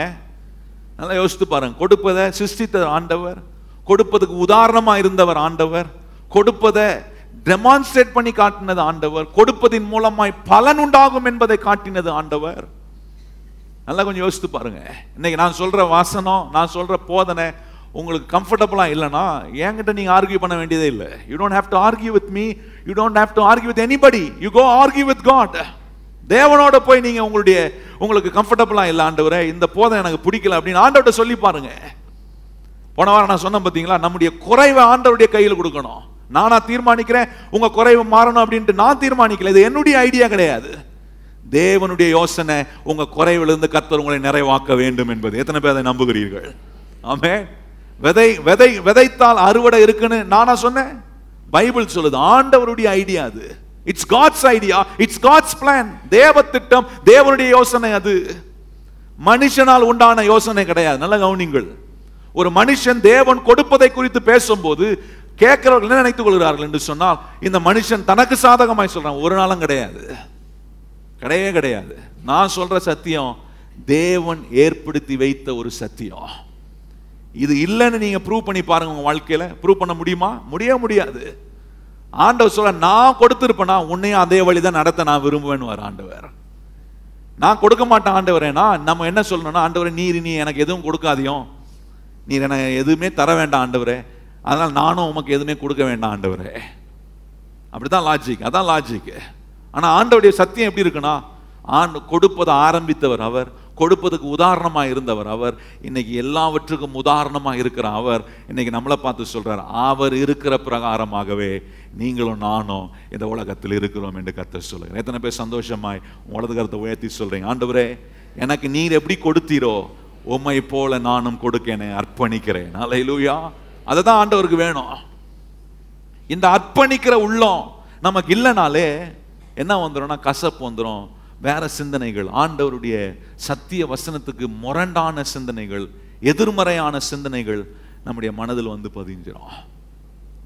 இந்த செய்தியை கேட்குற நீங்க போய் ஆண்டவர்கிட்ட கேட்டு பாருங்க, ஆண்டவரே இது கரெக்டா இல்லையா? ஆண்டவர் சொல்லுவார், கண்டிப்பா சொல்லுவார். ஏன்னா நான் ஒவ்வொரு வசனத்தின் மூலமா உங்களுக்கு காண்பிக்கிறேன், நிரூபிக்கிறேன் ஆண்டவர் எப்படி கொடுப்பதில் பெரியவராக இருக்காருன்னா, சம்பூர்ணமா யாவற்றையும் நம்ம கொடுக்கிறாரு. யாவற்றையும் கொடுத்துட்டு ஆண்டவர் சொல்றாரு, என்ன போல நீ இருக்கணும் பான்றாரு. அதுல எந்த தப்புமே கிடையாது. ஒண்ணுமே கொடுக்காம நீ கொடுன்னா அது தப்பு. நல்லா யோசித்து பாருங்க. கர்த்தர் என் பிரயாசத்தை ஆசீர்வதிக்கல, என் முயற்சியை ஆசீர்வதிக்கல, எனக்கு ஒண்ணுமே வாய்க்க பண்ணல, அப்புறம் நான் என்னத்தை கொடுக்குறேன் அப்படின்னா, அப்படி அதை நம்ம கேட்கும் போது அது நியாயமா இருக்கும். ஆனா ஆண்டவர் சொல்றாரு, நீ கை வைக்கும் காரியத்தை நான் உனக்கு வாய்க்க பண்றேன், நீ எடுக்கிற முயற்சியை உனக்கு வெற்றியா மாத்துறேன், உன் தோல்வியை ஜெயமா மாத்துறேன், உனக்கு ஆசீர்வாதத்தை கொடுக்குறேன். இவ்வளத்தையும் ஆண்டவர் கொடுக்கும் போது பாருங்க, ஆண்டவர் கொடுக்குற ஒரு பெரிய ஆசீர்வாதம். இன்னைக்கு நம்ம உயிரோடு இருப்பதே பெரிய ஆசீர்வாதம். எத்தனை பேர் ஏற்றுக்கொள்றீங்க? உயிரை காட்டிலும் பெருசு வேற ஒண்ணுமே கிடையாது. இந்த உலகத்துல உயிரை காட்டிலும் பெருசு வேற ஒண்ணுமே கிடையாது. ஒருத்தன் உயிருக்கு போராடுறான்னா அந்த உயிரை காப்பாத்துறதுக்கு எவ்வளவு நாள் செலவு பண்றாங்க. ஏன்னா பணத்தை காட்டிலும் உயிர் விசேஷமானதா இருக்கு. அப்ப ஆண்டவர் இன்னைக்கு எனக்கு உயிர் கொடுத்திருக்காருன்னா அதை காட்டிலும் இந்த உலகத்துல வேற பெரிய ஒரு நன்மை எனக்கு வேற ஒண்ணுமே இல்லை. எத்தனை பேர் வலது கரத்தை உயர்த்தி ஆண்டவர் நன்றி சொல்லி, ஒரு நிமிஷம் கையை உயர்த்தி ஆண்டவர் நன்றி சொல்லும். ஆண்டவரே எனக்கு ஜீவனை கொடுத்து வச்சிருக்கிறீரே, எங்க குடும்பம் எல்லாம் பழைத்து இருக்கிறதே, அதுக்கு காரணம் நீர் தான் ஆண்டவர். நீர் ஜீவன் கொடுத்ததினாலே நான் ஜீவனோட இருக்கிறேன். ஆமென். அந்த ஆசீர்வாதத்தை நம்ம வாழ்க்கையில அனுபவிக்கணும். அப்ப ஆண்டவர் சொல்ற இரண்டாவது, அவரை போலவே நாம் இருக்க வேண்டும் என்று சொல்ற. மூன்றாவது, கொடுக்கிற மிகப்பெரிய தேவன் நம்முடைய ஆண்டவர் கொடுப்பதில் மிக பெரியவர். அப்போ ஆண்டவர் கொடுப்பதில் மிக பெரியவர்னா, மூன்றாவது ஆண்டவர் நமக்கு சொல்ற காரியம், give joyfully, reap abundantly. நல்லா கவனிங்க. மூன்றாவது ஆசீர்வாதம், சந்தோஷமாய் கொடுக்கணும், சம்பூரணமாய் அறுவடை செய்யணும். அந்த வார்த்தை ரொம்ப முக்கியம். சந்தோஷமா கொடுத்தாதான் என்ன வரும்? சம்பூரணமான அறுவடை வரும். எல்லாம் சொல்லுவோம், சந்தோஷமா கொடுத்தா, பார்த்தீங்களா, சொல்றதுக்கே சந்தோஷம் இல்லை பார்த்தீங்களா நிறைய பேருக்கு. சொல்லுவோம் எல்லாரும், சந்தோஷமாய் கொடுத்தால் சம்பூரணமாய் இருக்கலாம். ஆண்டவருடைய முறைமே வித்தியாசமானது. ஆசீர்வாதத்தை கொடுத்துட்டு, நன்மையை கொடுத்துட்டு, நமக்குள்ள அதுல சந்தோஷமா கொடுக்கிறோமான்னு செக் பண்றாரு ஆண்டவர். பாருங்க, ஒரு வசனத்துக்கு போவோம். கொரிந்தியர் 9:7 அவன் வெசனமாயும் அல்ல கட்டாயமாயும் அல்ல, தன் மனதிலே நிர்ணயித்தபடியே கொடுக்க கடவன். உற்சாகமாய் கொடுக்கிற இடத்தில் தேவன் பிரியமாய் இருக்கிறார். எனக்கு ரொம்ப பிடிச்சிருக்குது. அங்க பாருங்க, அவன் வெசனமாயும் அல்ல கட்டாயமாகவும் அல்ல. ரொம்ப முக்கியம். ஆண்டவருடைய முறைமையே ரொம்ப வித்தியாசமானது. நான் எப்பவுமே சொல்லுவேன், நம்ம கொடுக்கறது தான் என்னமோ ஆண்டவருக்கு ஆட் ஆகிட போதா? கிடையாது. ஆண்டவர் நம்ம கொடுக்கறதுனால தான் நமக்கு ஆட் ஆகினே இருக்கு. தேவன் நமக்கு நன்மை கொடுக்கறதுனால தான் நம்ம நாளுக்கு நாள் விருத்தி அடைந்து கொண்டே இருக்கு. எத்தனை பேர் அதை ஏற்றுக்கொள்ளுங்க? கர்த்தர் எனக்கு கொடுக்கறதுனால தான் நாளுக்கு நாள் நான் சுகமா இருக்கிறேன், நாளுக்கு நாள் என் கையின் பிரயாசம் ஆசீர்வதிக்கப்படுது, பெருக்கத்துக்குள்ள போகிறேன். அப்ப ஆண்டவர் இன்னைக்கு சொல்றாரு பாருங்க, வெசனமாயும் அல்ல கட்டாயமாயும் அல்ல, தன் மனதில் நிர்ணயித்தபடியே. அப்படின்னா மனதுனா ஆண்டவர் நம்முடைய இருதயத்தோடு இடைப்படுகிற கர்த்தர். ஆவியானவர் எனக்குள்ள இருக்கிறார். எனக்குள்ள இருந்து என் மனதோடு ஆண்டவர் இடைப்படுகிறார். என் மனதோடு ஆண்டவர் இடைப்படும் போது என்ன வந்துருதுன்னா, சந்தோஷமாய் கொடுக்கக்கூடிய அனுபவம் வந்து. நல்ல கவனிங்கள். சும்மா என்ன அவுட்வர்டா ஆண்டவர் கொடுக்க கூடாது. தட்ஸ் அவுட்வர்டா கொடுக்கும்போது there is no joy in what you are giving. சும்மா கேட்கறதுக்காக வெளி ஒரு உள்ளான தொடுதல் இல்லாம உங்களுக்குள்ள இருக்கிற, அதுதான் காண்பிச்ச முதல் குறிப்பிலே ரொம்ப விசேஷமா காட்டினது. இயேசு கிறிஸ்து நமக்கு கொடுக்கப்பட்டிருக்கிறார், பரிசுத்தாவியா நமக்கு கொடுக்க. ஏன்னா அவர் நமக்குள்ள இருந்து டீல் பண்ணணும். நம்மள உள்ளுக்குள்ள அவர் டீல் பண்ணுவார். இவர் டீல் பண்ணாம நான் எது கொடுத்தாலும் எனக்கு சந்தோஷமே இருக்காது. நல்லா புரிந்து கொள்ளுங்கள். உங்களுடைய பணமா இருக்கட்டும், உங்களுடைய முயற்சியா இருக்கட்டும், உங்களுடைய வேலையா இருக்கட்டும், உங்களுடைய பிரயாசமா இருக்கட்டும், நீங்க செய்யக்கூடிய ஒரு சின்ன காரியமா இருக்கட்டும் அல்லது பெரிய காரியமா இருக்கட்டும், எதுவா இருக்கட்டும், ஆவியானவர் தேவன் இயேசு கிறிஸ்து தந்தருளின பரிசுத்தாவியானவர் எனக்குள்ள இருந்து என் மனதோடு அவர் எனக்கு இடைப்படாமல் இருக்கும் போது நான் செய்யற ஒன்றிலும் எனக்கு சந்தோஷம் இருக்காது. நான் கொடுக்கிற ஒன்றிலுமே எனக்கு மன நிறைவு வராது. அதாங்க சொல்ற, தன் மனதில் நிர்ணயித்தபடியே. அங்க பாருங்க என்ன சொல்றாரு, உற்சாகமாய் கொடுக்கிற இடத்தில் தேவன் எப்படி இருக்கிறாரா? பிரியமாய் இருக்கிறார். உற்சாகமாய் கொடுக்கிற இடத்துல தேவன் எப்படி இருக்கிறார்?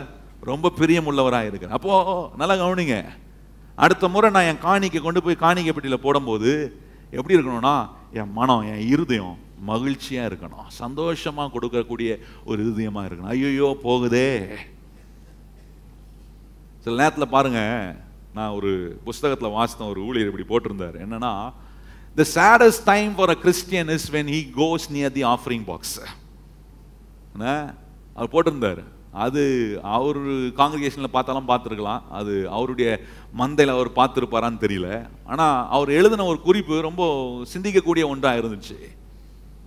நம்ம காணிக்கை பெட்டிகிட்ட வரும்போது நம்முடைய காணிக்கையை, நம்முடைய தசம பாகத்தை தேவனுக்கு கொடுக்கக்கூடிய ஒரு நிலையில் நாம் வரும்போது நமக்குள்ள அந்த சந்தோஷமான உள்ளம் வருதா அப்படின்றத கொஞ்சம் ஆராய்ந்து பார்க்கணும். சந்தோஷமா பாடிக்கிட்டே கொடுக்கணும். ஆண்டவரே, நீ சொன்னீர் விதை, உன் விதைய 30, 60, 100 நான் மாத்துவன்னு சொன்னீரே. சந்தோஷமா கொடுக்கணும். காணிக்கை பெட்டிக்கிட்ட வரும்போது நம்முடைய முகம் பிரைட் ஆகணும்.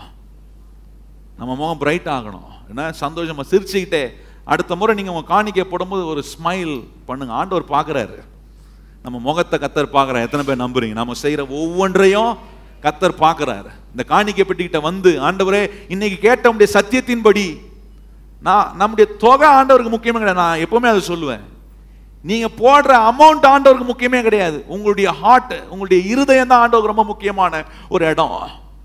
பாருங்க, ஏழை விதவையை குறித்து லூக்கா 21 பார்க்கிறோம். அங்க ஆண்டவர் சொல்றாரு, அந்த ஏழை விதவை தனக்கு உண்டான எல்லாவற்றையும் கொண்டு வந்து போட்டான். ஆண்டவர் வந்து அங்க பணத்தை முக்கியப்படுத்தல, அவருடைய உள்ளத்தை தான் கர்த்தர் அங்க முக்கியப்படுத்தினார். என்ன சொல்றாருன்னா, உங்க எல்லார்கிட்டையும் பணம் இருக்கு, இவகிட்டையும் பணம் இருக்கு, ஆனா இவகிட்ட இல்லாத ஒண்ணு உங்ககிட்ட இல்லை அப்படின்றாரு. இவகிட்ட இருக்கிற ஒன்று உங்ககிட்ட இல்லைன்றார். என்னன்னா, இவ தன்னுடைய இருதயத்திலிருந்து தன் மனதில் நிர்ணயித்ததை உற்சாகமாய் கொண்டு வந்து கொடுத்தா. ஆனா அங்க இருந்த வசதியானவர்கள், அந்த அந்த ஆலயத்தில் வசதியா இருந்தவங்க எப்படி பண்ணாங்க? கொடுத்தாங்க, தங்களுடைய தசமபாகங்களை கொடுத்தாங்க, தங்களுடைய காணிக்கை கொடுத்தாங்க, எல்லாம் பண்ணாங்க. ஆனா என்ன இல்லை? இருதயத்தில் ஒரு சந்தோஷம் இல்லை. இன்னைக்கு நான் சொல்றேன், நீங்க அடுத்த முறை ஆண்டவருக்கு கொடுக்கக்கூடிய நிலையில் நீங்க போய் நிற்கும் போது சிரிச்ச முகத்தோட கர்த்தர் உங்களை பார்க்கிறாரு. பாருங்க, இயேசுநாதர் அதை ஏன் உதாரணப்படுத்தினார்னா, அந்த ஏழை விதவை போட்ட காணிக்கை ஆண்டவர் பார்த்தாரு. அப்போ உங்களுக்கு என்ன நம்பிக்கை இருக்கணும்னா, ஆண்டவர் என்னை ஆசீர்வதிச்சு எனக்கு நன்மையை கொடுத்து என்னை அவரை போல மாறணும்னு சொல்லி அவரை போல கொடுக்க வைக்கணும் சொல்லிட்டு, மூன்றாவது ஆண்டவர் சொல்றாரு, சந்தோஷமாய் கொடுங்கள், சம்பூர்ணமாய் அறுவடை செய்யுங்கள். அப்போ சந்தோஷமா கொடுக்கிற அந்த நிலையில் நான் எப்படி வரணும் அப்படின்றத பார்க்கும்போது என் முகத்துல ஒரு மகிழ்ச்சி இருக்கணும். கொடுக்கும்போது சிரிச்ச முகத்தோட. காணிக்கை பொம்மை எல்லாம் எப்படி போடுவாங்க பார்த்துறீங்களா? போட்டு போயின்னு இருப்பாங்க. அப்படி இல்லை, பயபக்தியோட சந்தோஷத்தோட. ஏன்னா நான் எப்படி கொடுக்குறேன்னா, சும்மா சும்மா அப்படியே ரேண்டமா கொடுக்கல. என் இருதயத்தோடு கர்த்தர் பேசினார், என்னை ஆசீர்வதித்ததை கர்த்தர் என்னை உணர வச்சாரு. இப்போ என் ஆண்டவன் ஆசீர்வதித்திருக்கிறதுல இருந்து, அப்பா உமக்கு ஒரு காணிக்கை நான் கொடுக்க வரணும் போது அதுல எனக்கு என்ன இருக்கணும்னா, மனம் பூர்வமான சந்தோஷம் இருக்கணும். பாருங்க, அதுக்கு முந்தின வசனத்துல எப்படி சொல்றாரு? 6ஆம் வசனத்துல பாத்தீங்கன்னா, பின்னும் நான் சொல்லுகிறது என்னவெனில், சிறுக விதைக்கிறவன் சிறுக அறுப்பான், பெருக விற்கிறவன் பெருக அறுப்பான். சிலருக்கு இந்த வசனம் ரொம்ப கான்டெக்டா இருக்கு. நான் சொன்ன பார்த்தீங்களா, நம்முடைய அமௌண்ட் முக்கியம் இல்லை ஆண்டவருக்கு. அப்போ நான் கொஞ்சம் தான் விதைக்கிறேன், என் பணம் ரொம்ப குறைவாக தான் இருக்கு, நான் கொடுக்குற பணம் ரொம்ப குறைவு, அதனால அப்போ என் அறுவடையும் குறைவா இருக்குமா? அப்படி கிடையாது. ஆண்டவர் அதை சொல்லலை. ஆண்டவருடைய ப்ரொபோசிஷன் ஆண்டவர் நம்மளை ஆசீர்வதிக்கிறதுல இருந்து என் இருதயம் எவ்வளவு மகிழ்ச்சியா கொடுக்குதுன்னு தான் ஆண்டவர் பார்க்கிறார். நல்லா கவனித்து பாருங்க. எனக்கு ஆண்டவர் கொடுக்கிற ஒரு ஆசீர்வாதம், வேலையை கொடுக்கிறார், ஒரு வேலைக்கு வெற்றியை கொடுக்கிறார், என் முயற்சி ஆண்டவர் பலனுள்ளதா மாற்றாரு. இப்போ ஆண்டவர் ஆசீர்வதிச்சு எனக்கு ஒரு நன்மையை கொடுக்கும் போது அதுல கர்த்தருக்கு என்று நான் எடுத்து வைக்கும் போது எனக்கு சந்தோஷம் வருதா? சிலருக்கெல்லாம் பல லட்சங்கள், பல கோடிக்கணக்கான ஒரு வியாபாரம் கைகூடி வரும்போது அதுல கர்த்தருக்கு என்று எடுத்து வைக்கக்கூடிய ஒரு தொகையை நம்ம பார்க்கும்போது, ஐயோ இவ்வளவு போதா? கிடையாது. நான் சொல்லணும், ஆண்டவரே இவ்வளவுதான் உமக்கு கொடுக்க முடியுதா? இதோட நிறைய கொடுக்க எனக்கு நீர் பலன் தாரும் என்று கேட்கணும். இது என்ன மாதிரி இருதயம்னா, சந்தோஷமான இருதயம். பாருங்க, கொடுக்கணும், கொடுக்கறத பத்தி பேசினா நிறைய பேருக்கு பிடிக்காது. ஆனா நான் ஆண்டவர் எனக்கு சொன்னார், இது பிடிக்கலன்னா நீ இதுதான் பேசணும் அப்படின்னு ஆண்டவர் எனக்கு சொல்லி அனுப்பிச்சாரு. தைரியமாக தான் பேசிக்கிட்டே இருக்கிறோம். பாருங்க, என்ன முகப்பாவனை நீங்க கொடுத்தாலும் நான் சொல்ல வேண்டிய சத்தியத்தை, கர்த்தர் எனக்கு கொடுத்த சத்தியத்தை நான் சொல்றேன். கேட்கறதும் ஏற்றுக்கொள்வதும் அதை அப்பியாசப்படுத்துறதும் உங்களுடைய கையில் இருக்கு. எனக்கு சொல்ற கர்த்தருடைய சத்தியத்தை நான் அப்பியாசப்படுத்துறேன், நான் என் வாழ்க்கையில் அதை கை கொள்றேன், ஆசீர்வதிக்கப்படுறேன். நாளுக்கு நாள் கர்த்தர் என்னை பெருகப்படுத்துறார், நாளுக்கு நாள் அதிகமா கொடுக்க வைக்கிறார், நாளுக்கு நாள் அதிகமா பிறருக்கு ஆசீர்வாதமா இருக்க பண்றார். ஏன்னா ஆண்டவர் அவரை போல என்ன மாற்ற விரும்பினால, எனக்கு என்னுடைய வாழ்க்கையில் அவருக்கு நான் இடம் கொடுக்கறதுனால என்ன அவர் ஆசீர்வதிச்சுட்டே இருக்கிறாரு. சாக்கு போக்கு நான் சொல்லலை. ஆண்டவரே என் காணிக்க எதுவா இருந்தாலும் நீர் தொகையை பார்க்கிறவர் அல்ல. நல்லா புரிஞ்சு. God is not looking into your amount, but God is looking into your heart. உங்க இருதயத்தை பார்க்கிறாரு. பழைய முறைமையின்படி, பழைய கிறிஸ்தவ வழக்கத்தின்படி நான் கொடுக்கல, எதையுமே நான் ஒரு ட்ரெடிஷனா செய்யல. என் கிவிங் ஆண்டவர் கொடுக்கக்கூடிய ரீதியில ஒரு ட்ரெடிஷனா நான் செய்யக்கூடியவனா இல்லை. எப்படி செய்யறேன்னா, எனக்குள்ள இருக்கிற பரிசுத்த ஆவியானவர் எனக்குள்ள என்ன ஏவுதல் உண்டு பண்ணுகிறாரோ அதன்படி என் காணிக்கையை கொண்டு வந்து கொடுக்குறேன். சர்ச்சைக்கு போறதுக்கு முன்னாடி சொல்லுவார் ஆண்டவர் என்ன செய்யணும்ட்டு. சொல்ல நீங்க சொல்ல முடியாது. அப்படின்னா உங்களுக்குள்ள ஆவியானவர் இருக்கிறாரன்றதே கொஸ்டின் மார்க் தான். நேற்று நான் இன்னைக்கு காலைல பிரசங்கம் பண்ண வரதுக்கு முன்னாடி ஆண்டவர் எனக்குள்ள சொன்னார் எவ்வளவு கொடுக்கணும் அப்படின்ற ஒரு உற்சாகத்தை எனக்குள்ள கொடுக்குறாரு. ஒரு தொகையை ஆண்டவர் மனதுக்குள்ள கொண்டு வரும்போது அதை கொடுக்கும் போது சந்தோஷம் வருது எனக்கு. அதுல எந்த பிசினித்தனமும் எனக்கு வரல. ஏன்னா ஆண்டவர் என்ன அவரை போல மாத்துறதுனால, அவர் கொடுத்ததுல இருந்து எனக்கு எடுத்து கொடுப்பதுல எனக்கு எந்த கஷ்டமும் இல்லை. நல்லா கொஞ்சம் யோசித்து பாருங்க. பொருளாதாரத்தில் நம்ம ஆசீர்வதிக்கப்பட, நம்முடைய வருமானம் நமக்கு பெருக ஆண்டவர் வைத்திருக்கிற ஒரே வழிமுறை இதுதாங்க. வேற எந்த வழிமுறையிலும் நம்ம ஆசீர்வதிக்கப்படவே முடியாது. 10 மணி நேரம் உழைக்கிறவங்க இன்னொரு 10 மணி நேரம் உழைச்சா நிறைய வந்துருமா? கிடையாது. 10 மணி நேரம் உழைக்கிறேன்னா இந்த தேவன் கொடுத்திருக்கிற வேதத்தின் முறைமையின்படி நான் என் காரியத்தை செய்ய ஆரம்பிச்சேன்னா என்னுடைய விதையை பெருகப்படுத்துகிற கர்த்தர் என் கூடவே இருக்கிறார். எத்தனை பேர் அதை நம்புகிறீர்கள்? ஆமென். ஒரு நாளும் அவங்க சொல்றாங்க இவங்க சொல்றாங்க, யார் என்ன சொன்னாலும், உலகம் என்ன சொன்னாலும், நான் உலக தத்துவத்தோடு நான் கை கொள்ளக்கூடியவன் அல்ல. தேவன் எனக்கு என்ன சொல்றாரோ அதை செய்யக்கூடியவனா இருக்கிறேன். பாருங்க, வேதத்துல எல்லா பரிசுத்தவான்களையும் எடுத்து பாருங்க. ஆபிரகாம் எடுத்து பாருங்க, ஈசாக்கு எடுத்து பாருங்க, வேதத்துல எல்லாரையும் எடுத்து பாருங்க. அவனுடைய வாழ்க்கையில சந்தோஷமாய் கொடுக்கக்கூடியதினாலே அவர்கள் சம்பூரணமாய் அறுவடை செய்தார்கள். அப்ப இன்னைக்கு நான் எப்படி கொடுக்கிறேன்? தேவன் வைத்திருக்கிற பிரின்சிபல்ஸ், தேவன் வைத்திருக்கிற பிரமாணங்கள், வழிமுறைகள், கற்பனைகளின்படி என்னுடைய காணிக்கையை, என்னுடைய தசம பாகத்தை எனக்கு கர்த்தர் கொடுக்கிற ஆசீர்வாதங்களில் இருந்து கர்த்தர் கொடுக்கிறேன். வெறும் ஆண்டவர் கொடுக்கிறதுன்னு சொல்லும் போது வெறும் இங்கே கொடுக்கிறது மாத்திரம் இல்லை, நீங்க கர்த்தருக்கு சேவை செய்யறதும் கொடுப்பது தான். நல்லா கவனிங்கள். கர்த்தருக்கு ஊழியம் செய்வதும் கர்த்தருக்கு கொடுப்பது தான். ஒரு ஆத்துமாவை உங்களை போல அந்த ஆத்துமாவை மாற்றுவதும் கர்த்தருக்கு நீங்க கொடுக்கிற ஒரு பெரிய காணிக்கை. நல்லா சிந்தித்துக் கொள்ளுங்கள். ஆண்டவருக்காக நான் எதை செஞ்சாலுமே அது ஆண்டவர் கொடுக்கிறதாய் தான் கர்த்தர் பார்க்கிறார். நீங்கள் கர்த்தர் உங்களுக்கு கொடுத்திருக்கிற வேலையில, உங்க ஒர்க்ல, உங்களுடைய டைமை எஃபெக்டிவா, சின்சியரா, ஃபெய்த்ஃபுல்லா கொடுப்பீங்கன்னா அதை கர்த்தர் பார்க்கிறார். அதுக்குண்டான பலனை நீங்கள் அனுபவிக்க கர்த்தர் உங்களுக்கு உதவி செய்வார். நான்காவது, ஆண்டவர் கொடுக்கிற நான்காவது ஆலோசனை பாருங்க. நம்முடைய தேவன் கொடுப்பதில் மிக பெரியவர். எத்தனை பேர் சொல்றீங்க நம்முடைய தேவன் கொடுப்பதில் மிக பெரியவர்? அதனால என்ன பண்றாரு? சம்பூர்ணமா யாவற்றையும் கொடுக்கிறாரு. ரெண்டாவது, அவரை போல நம்மளை மாத்துறாரு. மூன்றாவது, சந்தோஷமாய் கொடுங்கள், என்ன சம்பூர்ணமாய் அறுவடை செய்யுங்கள். நான்காவது, ஆண்டவர் சொல்றார், giving always result in receiving. கொடுப்பது எப்பொழுதுமே பெற்றுக்கொள்கிற விளைவை கண்டிப்பாய் உங்களுக்கு உண்டு பண்ணும். நல்லா கவனிங்கள். Giving will always result in receiving. இதை நம்ம புரிந்து கொள்ளணும். இந்த சத்தியத்தை நம்ம புரிந்து கொண்டாதான் எனக்கு என்ன நம்பிக்கை வரும்னா, நான் கொடுப்பது ஒருபோதும் வீணாய் போவதே இல்லை. நான் ஒரு இடத்துல ஒரு வேலை செய்கிறேன், நான் கொடுக்கிறேன், அது வீணல்ல. அதுக்குண்டான அந்த கூலியை நான் பெற்றுக்கொள்கிறேன், அதுக்குண்டான லாபத்தை நான் பெற்றுக்கொள்கிறேன், அதுக்குண்டான பலனை நான் பெற்றுக்கொள்கிறேன். There is always a blessed result in receiving when you give.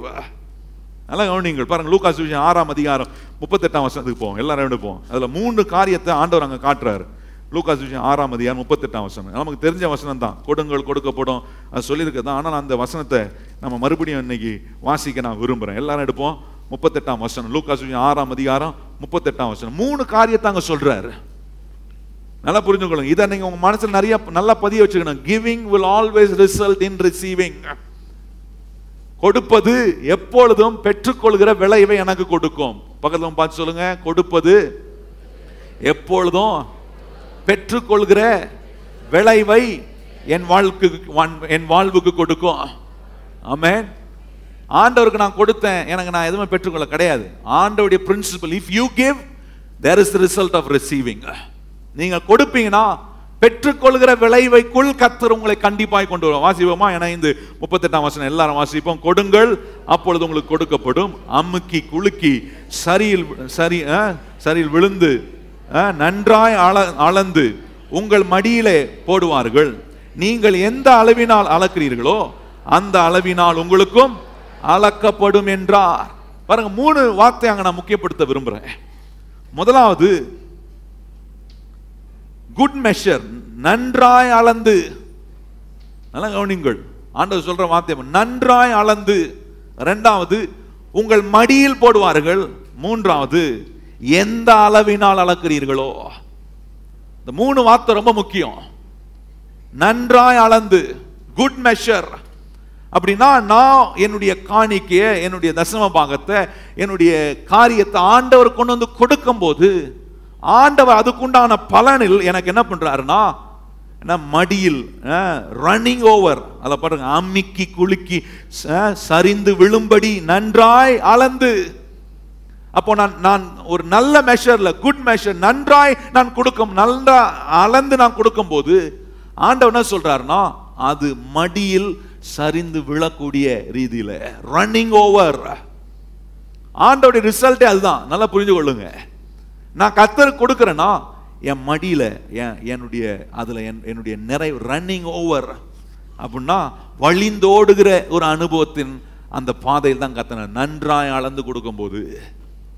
அங்க பாருங்க, 2வது சொல்றாரு என்ன, உங்கள் மடியில் இன்டு யுவர் போசம். அப்படின்னா மடியில கொண்டு வந்து போடுவாங்களா. என்ன பண்றாரு ஆண்டவர்? மனிதர்களை பயன்படுத்தி உங்கள் பிரயாசத்துக்கு உண்டான பலனை கொண்டு வந்து எங்க போடுறாரா? உங்க மடியில கொண்டு வந்து போடுவாரு. ஆண்டவர் கொண்டு வந்து கொடுப்பார். உங்களுக்கு எப்படி கொடுப்பார் தெரியாது, எப்படி பயன்படுத்துவார் தெரியாது, ஆனா கண்டிப்பா கொடுப்பார். எத்தனை பேர் நம்புறீங்க அதை? ஆமென். கண்டிப்பா செய்வார். எங்கெங்கேயோ ஆண்டவர் எப்படி எப்படியோ கனெக்ட் பண்ணுவார், நமக்கு தெரியாது. ஏன் பண்றாருன்னா, நான் நன்றாய் குட் மெஷர்ல ஆண்டவர் கொடுத்திருக்கனால. அந்த வார்த்தை ரொம்ப முக்கியம். குட் மெஷர், நல்ல அளவின்படி நான் கொடுத்திருக்கிறேன். என் காணிக்கை நல்ல காணிக்கையா இருக்கு. என்ன காணிக்கை? சந்தோஷம் மிகுந்த ஒரு காணிக்கை, ஆண்டவர் விருப்பப்படக்கூடிய ஒரு காணிக்கையை நான் கொடுத்திருக்கிறேன். தொகை அல்ல, நல்லா புரியுது, நாட் தி அமௌண்ட்.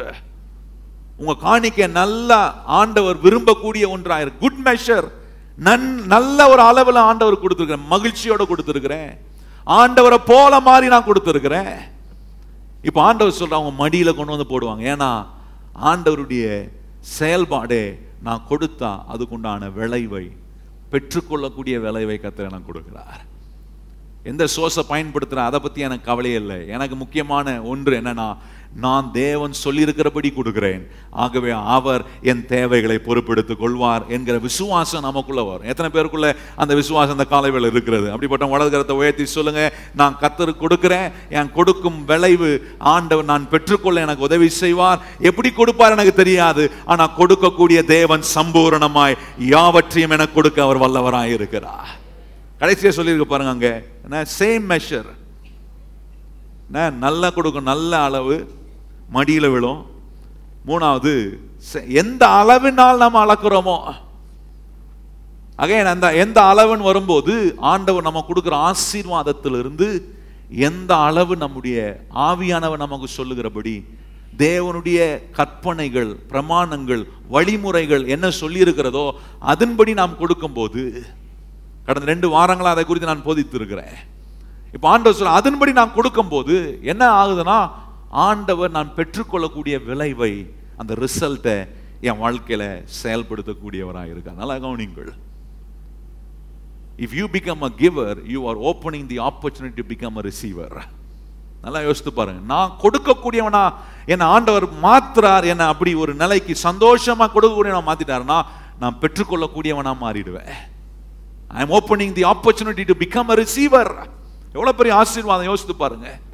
கொடுக்கிறதுனால நான் பெற்றுக்கொள்ளக்கூடியவனா மாறுறேன். ஆண்டவருக்கு நான் கொடுக்கிறேன், ஆண்டவர் எனக்கு கொடுத்து கொண்டே இருக்கார். எத்தனை பேர் அப்படி சொல்ல முடியும்? நான் அப்படிதான் சொல்ல விரும்புறேன். கர்த்தருக்கு நான் கொடுக்கிறேன், கர்த்தர் எனக்கு கொடுத்து கொண்டே இருக்கிறார். ஆமென். கர்த்தருக்கு என் நேரத்தை கொடுக்கிறேன். பாருங்க, இன்னைக்கு ஞாயிற்றுக்கிழமை 2 மணி நேரம் உட்கார்ந்து கர்த்தருடைய வார்த்தை கேட்கிறேன், என் நேரத்தை கொடுக்கிறேன். ஆண்டவர் அதுக்கு பதிலாக என்ன கொடுக்கிறார்?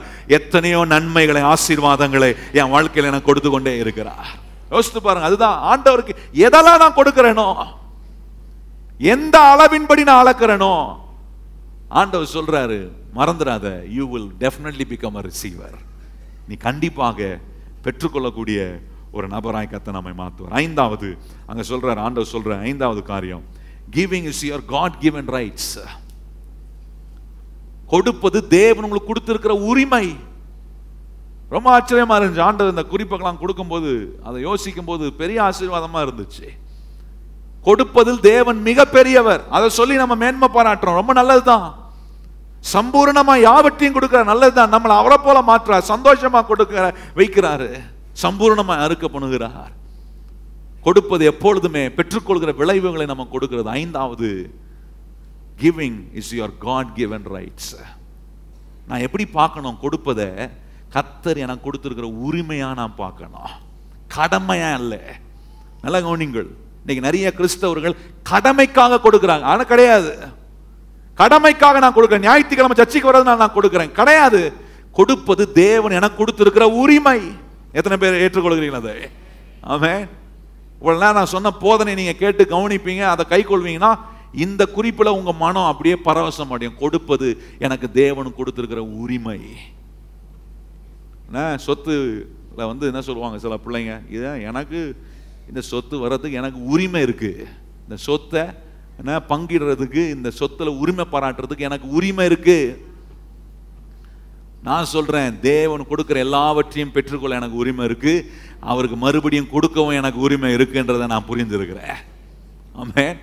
இந்த சத்தியம் நமக்குள்ள அப்படியே ஆழமா நம்ம மைண்ட்ல இருக்கணும். அடுத்த முறை கர்த்தருக்கு நான் கொடுக்க வரும்போது சந்தோஷம் வந்துடும்.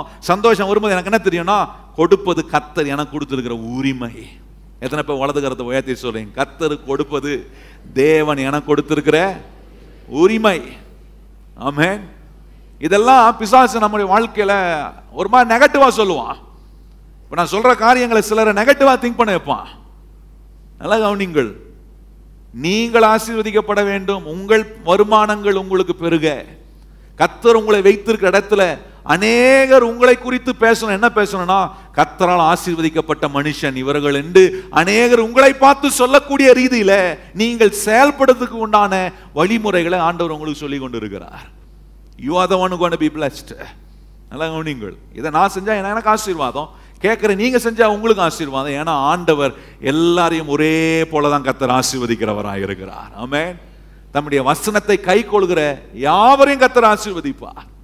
அப்ப இன்னைக்கு எனக்கு என்ன தெரியணும்னா, கொடுப்பது தேவன் எனக்கு கொடுத்திருக்கிற உரிமை. பாருங்க 2 கொரிந்தியர் போவோம். 2 கொரிந்தியர் 9ஆம் அதிகாரம்.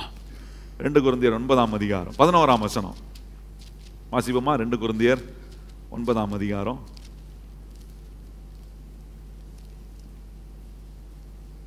வாசிப்போம் எல்லாரும். 2 கொரிந்தியர் 9ஆம் அதிகாரம் 11ஆம் வசனம். தேவனுக்கு எங்களால் ஸ்தோத்திரம் உண்டாவதற்கு எவ்விதத்துக்கும் மிகுந்த உதார குணத்தினாலே நீங்கள் எவ்விதத்திலும் சம்பூர்ணம் உள்ளவர்கள் ஆவீர்களாக.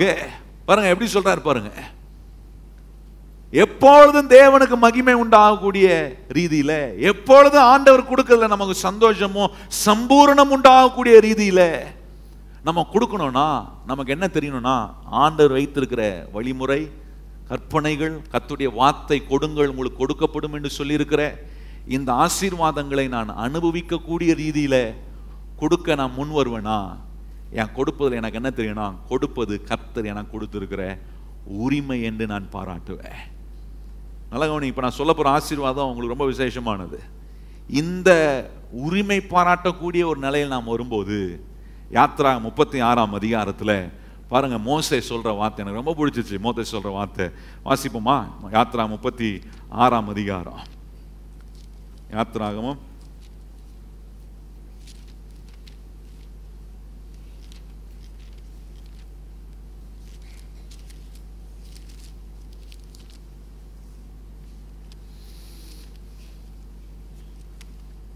36ஆம் அதிகாரம் 6ஆம் வசனம் 7ஆம் வசனம் வாசிப்போமா? 36 6ஆம் வசனம் 7ஆம் வசனம் எல்லாரும் வாசிப்போம். அப்பொழுது மோசே, இனி புருஷர்களாவது ஸ்திரீகளாவது பரிசுத்த ஸ்தலத்துக்கு என்று காணிக்கே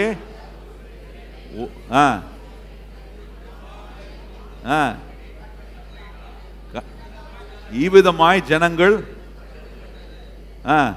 கொண்டு வருகிறதை நிறுத்தி போட்டார்கள். நல்லா கவனிங்க. 6ஆம் வசனம் கேட்டால் நமக்கு எல்லாரும் ரொம்ப சந்தோஷமா தான் இருக்கு இல்ல? காணி கொடுக்க வேண்டாம், பண்ண வேண்டாம், நிறுத்தி விட்டார்கள். அதுக்கு ரிசல்ட் எங்க இருக்குன்னா 7ஆம் வசனம் தான். பாருங்க வாசிப்போம். செய்ய வேண்டிய வேலைகளுக்கு போதுமான பொருள் இருந்ததும் அல்லாமல் அதிகமாயிருந்தது. போதுமான பொருள் இருந்தது மாத்திரம் இல்ல, போதுமானதுக்கும் அதிகமாய் என்ன இருந்துச்சா, அங்க நிறைவு இருந்துச்சுன்னு சொல்றார். பாருங்க. அப்போ என்ன, நீங்க அதே அதிகாரத்துல யாத்ரா 25:2 வாசித்தீங்கன்னா ஆண்டவர் மோசேயிட சொல்றார், போய் என் ஜனங்களிடத்தில் சொல்லு, அவர்கள் எனக்கு காணிக்கை கொடுக்கும்படி சொல், உற்சாகமாய் கொடுக்கிற இடத்துல காணிக்கையை நீ பெற்றுக்கொள் என்று சொல்றார். கொடுக்க சொல்லி இருக்கிறார். இப்ப அதே மோசே தான் 36ஆம் அதிகாரம் வரும்போது என்ன சொல்றாரு? வேண்டாம், கொடுக்காதீங்க, போதும். அப்ப என்ன அங்க நம்ம பார்க்கிறோம்னா, இஸ்ரவேல் ஜனங்கள் தேவனுக்கு கொடுப்பதை தங்களுடைய உரிமையாய் அவர்கள் பாராட்டின போது, தேவன் கொடுத்த அந்த பிரமாணங்களை, கற்பனைகளை, தேவ வார்த்தைக்கு, தேவ வழிமுறைகளுக்கு தங்கள் வாழ்வை அர்ப்பணித்ததினாலே இங்க ஆண்டவர் சொல்றாரு, வேலைக்கு தேவையானது மாத்திரம் இல்ல, போதுமானதுக்கு அதிகமாகவே இருக்கக்கூடிய ரீதியில் கர்த்தர் அவங்களை ஆசீர்வதிச்சு. அதனாலதான் மோசே கொடுக்காதீங்க. நான் சொல்றேன், இன்னைக்கு எந்த கிறிஸ்தவங்க, நல்லா கவனிங்க, யார் தேவன் உங்களுக்கு கொடுப்பதை, தேவன் கொடுத்திருக்கிற உரிமையாய் நீங்க பாராட்டுறீங்களோ அவருடைய வாழ்க்கையில யாத்ரா 36:6-7 மோசே சொல்லுகிற ஆசீர்வாதத்தின் நிறைவை நீங்கள் அனுபவிக்க முடியும். நல்லா யோசித்து பாருங்க. போதும் அப்படின்ற அளவுக்கு கர்த்தர் நம்மை கொடுக்க வைக்கக்கூடிய ரீதியில கர்த்தர் நம்மை ஆசீர்வதிப்பார். யோசித்து பாருங்க. மோசே சொல்றார், போதும், இனி கொடுக்க வேண்டாம். இன்னைக்கு எந்த சர்ச்சிலையாவது அப்படி ஒரு ஸ்டேட்மெண்ட் இருக்கா? இன்னைக்கு எங்கேயாவது அப்படி இருக்கா? உலகத்துல, சர்ச்சை விடுங்க, உலகத்துல அப்படி ஏதாவது ஸ்டேட்மெண்ட் இருக்கா? எங்கேயுமே கிடையாது. ஆனா ஆண்டவர் சொல்றார், என்னுடைய வழிமுறைகளை, என்னுடைய பிரின்சிபல்ஸ், என்னுடைய பிரமாணங்களை நீங்க கை கொள்ளும் போது எப்படி ஆசீர்வதிக்காருன்னா, ஆண்டவர் சொல்லுவார், போதும் என்கிற ஒரு நிறைவுக்குள்ள கர்த்தர் நம்மளை எப்போ வரும் இந்த ஆசீர்வாதம்? கொடுப்பது கர்த்தர் எனக்கு கொடுத்திருக்கிற உரிமை என்று பாராட்டும் போது, கொடுப்பதை குறித்து நம்ம பேசும்போது, கேட்கும் போது நமக்குள்ள ஏதாவது ஒரு என்ன அப்படியே மூளை சுருங்குதுன்றாங்க பாருங்க, அது மாதிரி நமக்குள்ள ஏதாவது சுருங்குதா? கொஞ்சம் யோசிச்சு பாருங்க. பிசாசு என்ன பண்ணுவான், நிறைய பேர் அப்படியே சுருங்கி போவான், என்ன அப்படியே 0 வாட்ஸ் மாதிரி ஆக்குவான், 0 வாட்ஸ் பல்ப் மாதிரி ஆகிடும், அப்படியே ஒரு மாதிரி எப்படா முடியும் அது அப்படின்ற மாதிரி. கிடையாது. ஆண்டவர் கொடுக்கிற இதன் மூலமாய் தேவன் எல்லாத்தையும் கொடுக்கிறார், கொடுத்து கொண்டே இருக்கிறார். நான் கொடுக்கறதுனால தான் அவர் கொடுக்கிறாரா? கிடையாது. எத்தனை பேர் அதை நம்புறீங்க? நான் கொடுக்கறதுனால தான் ஆண்டவர் எனக்கு கொடுக்கிறாரா? கிடையாது. நான் கொடுக்கிறதின் அடிப்படையில் ஆண்டவர் எனக்கு கொடுப்பதில்லை, நான் கொடுப்பதின் அடிப்படையில் நான் ஆசீர்வதிக்கப்படுகிறேன், அவ்வளவுதான். ஆனா ஆண்டவர் எனக்கு கொடுக்க வேண்டிய நன்மைகள், கொடுக்க வேண்டிய சுகம், ஆரோக்கியம், பலன் எல்லாவற்றையும் ஆண்டவர் எனக்கு கொடுத்து கொண்டே இருக்கிறார். அவர் கொடுப்பதை நிறுத்துவதே இல்லை. எத்தனை பேர் அதை நம்புகிறீர்கள்? அவர் கொடுப்பதை நிறுத்துவதே இல்லை. அதனால நான் இன்னைக்கு நல்லா இருக்கிறேன். ஆனா ஆண்டவர் சொல்ற, இன்னும் நீ மேன்மை அடைய, இன்னும் நீ விருத்தி அடைய, இன்னும் உன்னுடைய அந்த இடம் விஸ்தாலமாக, to increase and multiply, apply these principles. God given right. Giving is your God given right. கொடுப்பது தேவன் நம்ம கொடுத்து வருமே. கடைசியா ஒன்றை சொல்லி நான் முடிக்க விரும்புறேன். பாருங்க, 6வது ஆண்டவர் சொல்றார், ஆண்டவருக்கு நம்முடைய தேவன் கொடுப்பதில் மிக பெரியவர். 6வது ஆண்டவர் சொல்றார், God's will for you is more than enough. தேவனுடைய சித்தமே போதுமானதுக்கும் மிக அதிகமாய் நம்மை ஆசீர்வதிப்பது தான் ஆண்டவருடைய சித்தம். நீங்க ஒருவேளை உங்களுக்குள்ள ஒரு கேள்வி இருக்காங்க, இப்போ இருக்கிறதுக்கே வரமாட்டுது, இதுக்கப்புறம் எங்க போதுமானதுக்கு அதிகமா? ஆண்டவருடைய சித்தம் எப்படிப்பட்டதா இருக்கிறது? தேவனுடைய சித்தம் இன்னைக்கு என் தேவை சந்திக்கிறது மாத்திரம் அல்ல, என்னை கர்த்தர் இந்த பூலோகத்தில் வைத்திருக்கிற ஒவ்வொரு நாளுக்கு உண்டான சகல நன்மைகளையும் கொடுக்க அவர் வல்லவராயிருக்கு. எத்தனை பேர் அதை நம்புகிறீர்கள்? 70 வருஷம் இருக்க போறோமா, 80 எத்தனை வருஷம் இருக்க போறோம் நமக்கு தெரியாது. சொல்றோம், வசனத்தின்படி நம்ம சொல்றோம். ஆனா நான் சொல்றேன், இருக்கிற சகல நாட்களும் சம்பூரணமாய் கர்த்தர் எனக்கு கொடுக்கக்கூடியவராக இருப்பார். எத்தனை பேர் வலது கரத்தை உயர்த்தி சொல்றீங்க? போதுமானதுக்கும் மிக அதிகமான ரீதியில கர்த்தர் என்னை ஆசீர்வதிப்பார். எப்போ? நான் கொடுக்கக்கூடியவனா இருக்கும்போது. அதான் அங்க இருக்கக்கூடிய பேசிக் பிரின்சிபல். ஆண்டவர் வச்சிருக்கிற ஒரு அடிப்படையான ஒரு வழிமுறை என்னன்னா, when you become a giver like God, தேவனை போல கொடுக்கக்கூடிய மனம் உள்ளவர்களாய் செயல்படக்கூடியவர்களாய் நீங்கள் மாறும்போது உங்களுடைய வாழ்வு ஆசீர்வதிக்கப்படும். பாருங்க, போதுமானதுக்கு மிக அதிகமான ரீதியில் சொல்லும் போது சில காரியங்களை உங்களுக்கு காட்ட வேண்டும். நீதிமொழிகள் 17ஆம் அதிகாரம் 8ஆம் வசனத்தை சொல்லியிருக்கு பாருங்க. யாராவது ஒருத்தவங்க எடுத்தவங்க வேகமா வாசிங்க. நீதிமொழிகள் 17:8. நீதிமொழிகள் 17:8 அதுல சொல்லியிருக்கு, கொடுப்பதினால என்ன வருதுன்னா நமக்கு என்ன செழிப்பு உண்டாகிறது அப்படின்னா, யூ ப்ராஸ்பர். நீதிமொழிகள் 17ஆம் அதிகாரம் 8ஆம் வசனம். பரிதாபம் வாங்குறதினாலே பார்வைக்கு அது ரத்தனம் போல இருக்கும், அது நோக்கும் திசையெல்லாம் காரியம் வாய்க்கும். பரிதாபம்னு 2 வகையில எடுத்துக்கலாம். ஒன்னு கிஃப்டாவும் எடுத்துக்கலாம், இன்னொன்னு பிரைபாவும் எடுத்துக்கலாம். ஆனா நான் இங்க முக்கியப்படுத்த விரும்புற வார்த்தை கிஃப்ட். ஆங்கிலத்துல கிஃப்ட்னு போட்டிருக்கு. அப்போ அந்த கிஃப்ட் ஆண்டவர் கொடுக்கக்கூடிய ரீதியில் நாம் இருக்கும்போது அங்க பாருங்க, அது நோக்கும் திசையெல்லாம் காரியம் வாய்க்கும். நல்லா கவனிங்க, அந்த வார்த்தை தான் முக்கியம். நான் கொடுக்கும் போது நான் போகிற எல்லா இடமும் என்ன ஆகும்னா காரியம் வாய்க்கும். எத்தனை பேர் கை உயர்த்தி ஆமென் என்று ஏற்றுக்கொள்கிறீர்கள்? ஆமென். கர்த்தர் நீங்க அதான் சொல்றாரு. நான் கொடுக்கக்கூடிய ரீதியில் வரும்போது more than enough, போதுமானதுக்கும் அதிகமான ரீதியில் கர்த்தர் நடத்துகிறார். அதுக்கு முதல் அடையாளம் என்னன்னா, ஆண்டவர் சொல்ல, நான் கொடுக்குவதினாலே நான் நோக்கும் திசையெல்லாம் காரியம் வாய்க்கும். எத்தனை பேர் வலது கரத்தை உயர்த்தி சொல்றீங்க? நான் போகும் எல்லா இடத்திலும் கர்த்தர் காரியத்தை வாய்க்க பண்ணுவார். எத்தனை பேர் விசுவாசிக்கிறீர்கள்? ஆமென். கர்த்தர் உங்கள் காரியத்தை வாய்க்க பண்ணுவார். ஏன் வாய்க்க பண்றாருன்னா, நான் அவரை போல கொடுக்கக்கூடிய ஒரு நபரா கர்த்தர் என்னை மாத்திக்கிட்டே இருக்கிறாரு. இன்னொரு காரியம், நீதிமொழிகள் 18ஆம் அதிகாரம். நீதிமொழிகள் 18ஆம் அதிகாரம் 16ஆம் வசனம். அங்க பாருங்க, நீதிமொழிகள் 18:6 வாசிங்க. வாசிப்போமா? நீதிமொழிகள் 18:16 மன்னிக்கணும். நீதிமொழி 18:16. ஒருவன் கொடுக்கும் வெகுமதி அவனுக்கு வழி உண்டாக்கி பெரியவர்களுக்கு முன்பாக அவனை கொண்டு போய்விடும். நல்ல கவனிங்கள். ஒருவன் வெகுமதி கொடுத்தாலே அவனை கொண்டு போய் பெரிய மனுஷனோட கனெக்ட் பண்ணோம்னா, நான் சொல்றேன், தேவாதி தேவனுக்கு என்னுடைய காணிக்கையை நான் கொடுக்கும் போது பெரிய லெவல்ல கர்த்தர் என்னை கனெக்ட் பண்ண அவர் போதுமானவராயிருக்கு. எத்தனை பேர் நம்புகிறீர்கள்? ஆமென். அதுதான் இங்க ஆண்டவர் சொல்றார். ஒரு வெகுமதி, ஒரு சாதாரண உலகத்தில் இருக்க ஒரு வெகுமதியை எடுத்துட்டு போய் ஒருவருக்கு கொடுக்கும் போது அது வழியை உண்டாக்குதான். வழியை உண்டாக்குறது மாத்திரம் இல்ல, பெரியவர்களோடு நமக்கு கனெக்ஷனை உண்டாக்குது, கனெக்ட் பண்றார் ஆண்டவர். இப்ப என்ன பண்றாருன்னா, நம்மளை ஆசீர்வதிப்பதற்காக இந்த பூலோகத்தில் இருக்கிற உயர்ந்த நபர்களோடு கர்த்தர் நம்மளை கனெக்ட் பண்ண அவர் வல்லவராக இருப்பார். எத்தனை பேர் நம்புகிறீர்கள்? என்ன போய் கனெக்ட் பண்ண போறார் பாஸ்டர்? ஆண்டவர் சொல்ல, உன்னைதான் கண்டிப்பா கனெக்ட் பண்ணுவார். உங்களுடைய கொடுக்கிற அந்த செயல் என்ன பண்ணுகிறது? சம்பூரணமாய், மோர் தென் எனஃப், போதுமானதுக்கும் அதிகமாய் கர்த்தர் நம்மை நிரப்புவதுக்கு அடையாளமா சொல்றார். நான் கர்த்தருக்கு கொடுக்கும் போது ஆண்டவர் என்ன பண்றாருன்னா, என்ன பெரிய நபரோடு, என்ன ஆண்டவரே பெரியவர், ஆண்டவருக்கு மிஞ்சின பெரியவர்கள் ஒருவரும் இல்லை. ஆனா ஆண்டவர் என்னை ஆசீர்வதிப்பதற்கு என்னை காட்டிலும் சக்தி உள்ளவர்கள், என்னை காட்டிலும் பலம் உள்ளவர்கள் இந்த உலகத்தில் இருக்கிறார்களே, அவர்களை கொண்டு கர்த்தர் என்னை ஆசீர்வதிக்க வல்லவராயிருக்க. எத்தனை பேர் நம்புகிறீர்கள்? ஆமென். வருகிற நாட்களிலே நீங்கள் எதிர்பாராத நல்ல பிசினஸ் உங்களுக்கு கர்த்தர் கொடுக்க அவர் உதவி செய்வார். எத்தனை பேர் நம்புகிறீர்கள்? எதிர்பாராத நல்ல உயர்வுகளை கர்த்தர் கொடுப்பார். ஏன்னா கர்த்தர் உங்களை கொண்டு போய் அப்படிப்பட்ட ஆட்களோடு கர்த்தர் கனெக்ட் பண்ணுகிற நாட்களாய் உங்க வாழ்க்கையில. இது எப்படி ஆச்சு தெரியல, நான் கர்த்தருக்கு கொடுத்தேன், கர்த்தர் இதை வாய்க்க பண்ணினார் என்று சொல்லக்கூடிய ரீதியில் கர்த்தர் நம்மை நடத்துவார். பாருங்க, இன்னொன்று அங்கே நீதிமொழி 19ஆம் அதிகாரம் 6ஆம் வசனம். நம்முடைய வெகுமதி அநேக சிநேகிதத்தை நம்ம கொண்டு போனோம். It will bring in lots of friendship. நிறைய நட்பை நம்ம கொண்டு பண்ணோம். பாருங்க, ஒரு வெகுமதி என்ன பண்ணுதா? நட்பை உண்டு பண்ணுது.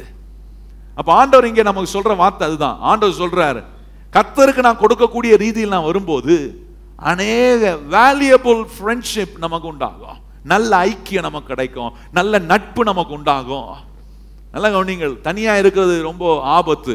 நமக்கு அநேக ஆட்களை நாம் சம்பாதித்துக் கொள்ள வேண்டியது மிக அவசியம். ஆண்டவர் சொல்றாரு, கர்த்தருக்கு கொடுப்பதினாலே நம்முடைய காணிக்கையை தேவன் சொல்லுகிற முறைமையின்படி கர்த்தருக்கு ஊழியம் செய்கிற, கர்த்தர் நம்ம கொடுத்துக்கிற வேலையில் நாம் கொடுக்கக்கூடிய நம்முடைய முயற்சி, நம்முடைய பிரயாசங்கள், இவைகளை நாம் கொடுப்பதினாலே, ஆண்டவர் சொல்ற வார்த்தையை பாருங்க, அநேக நட்புகள், நல்ல நட்புகள்.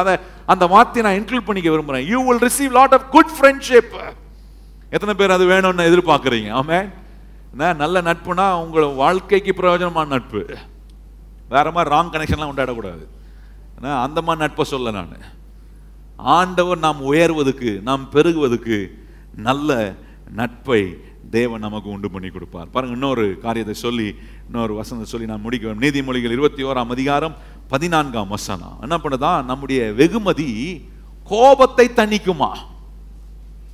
யோசித்து பாருங்க. கர்த்தருக்கு நம்ம கொடுக்கக்கூடிய காணிக்கைகள், கர்த்தருக்கு நம்ம கொடுக்கக்கூடிய ரீதியில் வரும்போது நம்முடைய கோபத்தை தணிக்கும். அது இல்லாம நம்ம மேல கோபமா இருக்கிறவங்களுடைய கோபத்தையும் அந்த வெகுமதி என்ன பண்ணுமா? தணிக்குமா. கோபத்தை தணிக்கும்னு சொல்லியிருக்கு. It will ease down the anger of the another person. பாருங்க, அது ரொம்ப உண்மைங்க. கணவன் கோபமா இருக்கிறாரு, மனைவி கோபமா இருக்கிறாங்கன்னா ஒரு வெகுமதி சீக்கிரட்டா அனுப்பி பாருங்க. அது அப்படி போட்டிருக்கு, மறைமுகமான வெகுமதி கோபத்தை தணிக்கும்னு போட்டிருக்கு. அப்போ ஒரு வெகுமதியை நீங்க கொண்டு போய் கொடுத்து பாருங்க, கோபமா இருக்கிறவங்களுக்கு சீக்கிரட்டா அனுப்பி பாருங்க. அந்த வெகுமதியை அவங்க கண்டிப்பா வாங்குறதுனால, அது அவங்களுக்கு பிடிச்சமானதா இருக்கிறதுனால என்ன ஆகும்னா, அவங்களுடைய கோபத்திலிருந்து அவங்க தனியக்கூடிய ஒரு ஒரு ஒரு ஆசீர்வாதத்தை கர்த்தர் அதில் வச்சிருக்கிறார். எப்படி ஆகும், எப்படி நடக்கும், போய் பண்ணி பாருங்க. உங்க மேல யார் கோபமா இருக்கிறாங்களோ சீக்கிரட்டா அனுப்புங்க. கோபமா இருக்கிற ஆளுக்கு நான் தானே அனுப்புகிறேன், திறந்து பாரியா, உனக்கு ஒரு கிஃப்ட் அனுப்பிச்சுக்கிறேன், வாங்கிக்கியா அப்படின்னு சொன்னீங்கன்னா இருக்கிற கோபம் 10 மடங்கு அதிகமாகிடும். அங்கே வசனம் சொல்லுது, ரகசியமா மறைமுகமா அவங்களுக்கு நீங்க ஒரு வெகுமதியை அனுப்பும் போது அந்த வெகுமதி என்ன பண்ணுதுதான்? கோபத்தை தணிக்கிறதா. இப்போ நான் சொல்றேன், ஆண்டவருக்கு நம்ம கொடுக்கும் போது மற்றவங்களுடைய கோபத்தை தணிக்கிறது இல்லை, என் குணத்தையும் கர்த்தர் மாத்துறாரு. அதன் மூலமா என் மூலமா அநேகர் ஆசீர்வதிக்கப்படக்கூடிய நிலையில கர்த்தரை வழி நடத்தக்கூடியவராக இருக்கிறார். ஆண்டவர் சொல்ற வார்த்தைகளை நீங்க கவனிங்கள். ஆண்டவர் சொல்றாரு, கர்த்தர் கொடுக்கும்போது நாம் போகும் திசையெல்லாம் காரியம் வாய்க்கும் என்று கர்த்தர் சொல்ல. எத்தனை பேர் அதை நம்புகிறீர்கள்? எழும்பி நிற்போம். இந்த காலைவேளை ஆண்டவர் நமக்கு சொன்ன வார்த்தைகள் 6 காரியங்களை கர்த்தர் நமக்கு சொல்லியிருக்கிறார். தேவன் கொடுப்பதில் மிக பெரியவர், கொடுப்பதில் மிகப்பெரிய தேவனாய் இருக்கிற ஆண்டவர் எல்லாவற்றையும் சம்பூர்ணமாய் நமக்கு கொடுத்திருக்கிறார். இரண்டாவது, அவரை போல நம்மை மாற்றுகிறார். மூன்றாவது, சந்தோஷமாய் கொடுக்க வைப்பதினாலே சம்பூர்ணமாய் அறுக்க கர்த்தர் நமக்கு உதவி செய்கிறார். கொடுப்பதினுடைய விளைவு பெற்றுக்கொள்கிறதை நமக்கு உண்டு பண்ணும். கொடுப்பது தேவன் நமக்கு கொடுத்திருக்கிற உரிமை. ஆண்டவர் கடைசியாக சொல்கிறார், போதுமானதுக்கும் மிக அதிகமான ரீதியில் கர்த்தர் நம்மை ஆசீர்வதிப்பார். எத்தனை பேர் கைகளை உயர்த்தி வாய்களை திறந்து ஆண்டவருக்கு நன்றி சொல்ல விரும்புறீங்க? ஆண்டவரே, இன்னைக்கு நீர் எங்களுக்கு கொடுத்திருக்கிற நன்மைகள் ஏராளம். எத்தனை பேர் அப்படி சொல்ல முடியும்? ஏராளமான நன்மைகளை கொடுத்திருக்கிறீர் ஆண்டவரே. எதெல்லாம் எங்க வாழ்க்கையில குறைபட்டு போயிருக்கிறதோ அது எல்லாவற்றையும் நிறைவாக்கி இருக்கிறீரே அப்பா. ஒன்றிலும் நாங்க குறைபட்டு போகாதபடிக்கு எங்களை நாள்தோறும் உம்முடைய ஆண்டவரை கொடுக்கும் வல்லமையினாலே எங்களை நிரப்பி கொண்டிருக்கிற தேவனுக்கு எத்தனை பேர் வாய்களை திறந்து நன்றி சொல்ல விரும்புகிறீர்கள்? அல்லேலூயா. ஆண்டவர் சொல்ற வார்த்தை அதுதான், நான் அனுபவிப்பதற்காக சகலவற்றையும் சம்பூரணமாய் கொடுக்கிறவர். எத்தனை பேர் அந்த விசுவாசத்தோடு இந்த காலைவேளை நீங்க சொல்ல விரும்புறீங்க? ஆண்டவரே, ஒரு நாட்களில் நான் அனுபவிப்பதற்காக, என் குடும்பம் அனுபவிப்பதற்காக சகலத்தையும் சம்பூரணமாய் கொடுக்கிற தேவன் என்னோடு கூட இருக்கிறதுக்காக நன்றி. ஹல்லேலூயா. கர்த்தர் ஒருபோதும் உங்களை கைவிட மாட்டார். எத்தனை பேர் விசுவாசிக்கிறீர்கள்?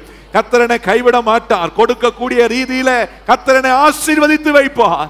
ஹல்லேலூயா. பெற்றுக்கொள்ளக்கூடிய நிலைக்குள்ளே கர்த்தர் நம்மை நடத்துவார். வெறும் கொடுக்கிறதோடு ஆண்டவர் நிறுத்தி விடவில்லை, என்னை பெற்றுக்கொள்ளக்கூடிய ஒரு நிலையில் ஆசீர்வதிக்கிறார். ஹல்லேலூயா. பலனை பெற்றுக்கொள்வேன், காரியங்கள் கைகூடி வரும், நன்மைகள் பெருகும், என்னுடைய எல்லாவற்றிலும் ஒரு பெருக்கத்தை கர்த்தர் உண்டு பண்ணுவார் என்று விசுவாசிக்கிற தேவ பிள்ளைகள் வாய்களை திறந்து கர்த்தருக்கு நன்றி சொல்லுவோம். நன்றி, நன்றி, நன்றி இயேசுவே, உமக்கு நன்றி அப்பா. கிருபை உள்ள பிதாவே, இந்த காலை வேளையில எங்க காணிக்கை உமக்கு சந்தோஷமான இருதயத்தோட ஆண்டவரே உம்முடைய பாதத்தில் நாங்கள் அர்ப்பணிக்கிறோம். இந்த வாரத்தில் உம்முடைய பிள்ளைகள் செய்கிற எல்லாவற்றிலும், அவர்கள் கொடுக்கும் எல்லா ஆண்டவரை பிரயாசத்திலும் 100 மடங்கான பலனை கர்த்தர் கொடுக்க போகிறதுக்காக உமக்கு நன்றி. எத்தனை பேர் விசுவாசிக்கிறீர்கள்?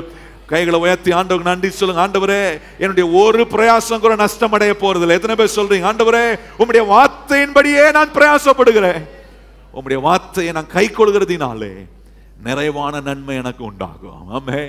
கிருபையும் இரக்கமுள்ள எங்கள் அன்பின் பிதாவே, இந்த காலையில் நீர் போதித்த உம்முடைய சத்திய வசனங்கள் எங்களுடைய உள்ளத்துக்குள் அதிகமாய் பதிய உதவி செய்யும். ஆண்டவரை கொடுப்பதன் ஆண்டவர் ஆசீர்வாதத்தை உம்முடைய பிள்ளைகள் கேட்டிருக்கிறார்கள். இயேசு கொடுப்பதில் மிகப்பெரிய தேவன் நீர். நீர் இப்பொழுது எங்களுக்கு ஆண்டவர் உம்முடைய நன்மைகளை, உம்முடைய தயவை, உம்முடைய கிருபையை தொடர்ந்து நீர் கொடுத்து கொண்டு இருக்கிறீர். ஆண்டவரே, உம்மிடத்திலிருந்து பெற்றுக்கொள்கிற நாங்கள் உம்மை போல மாற வேண்டும் என்பது உம்முடைய விருப்பம். எங்களை ஒரு நாட்களில் ஆண்டவரே ஒவ்வொரு நிமிடமாய், ஒவ்வொரு நாட்களாய் ஆண்டவரே எங்களை நீ மறுரூபப்படுத்தி வருகிறதுக்காக உமக்கு நாங்கள் நன்றி சொல்லுகிறோம். ஆண்டவரே, உம்முடைய பிள்ளைகளுடைய எல்லா தரித்திரங்களும் ஒரு நாட்களில் நீங்க போகிறதுக்காக நன்றி. இன்னைக்கு கேட்கிற இந்த சத்திய வசனங்கள் அவருடைய குறைவை நிறைவாக்க போகிறதுக்காக நன்றி. எத்தனை பேர் அதை நம்புகிறீர்கள்? உங்களுடைய வாழ்க்கையில் இருக்கிற குறைவுகளை ஆண்டவர் நீக்க அவர் வல்லவராய் இருக்கிறார். குறைவுகள் நீங்குவதற்கு உண்டான சத்திய வசனத்தை ஆண்டவர் உங்களுக்கு போதிக்கிறார். இதை உதாசீனம் பண்ணி, இதை உதறி தள்ளி விடாமல் ஆண்டவர் சொன்ன ஆலோசனையை கேட்டு உங்கள் வாழ்வில் நீங்கள் அதை செயல்படுத்தி பாருங்கள். எது அழிந்து போனாலும் கர்த்தர் சொல்ற வார்த்தை நிலைத்திருக்கும். ஹல்லேலூயா.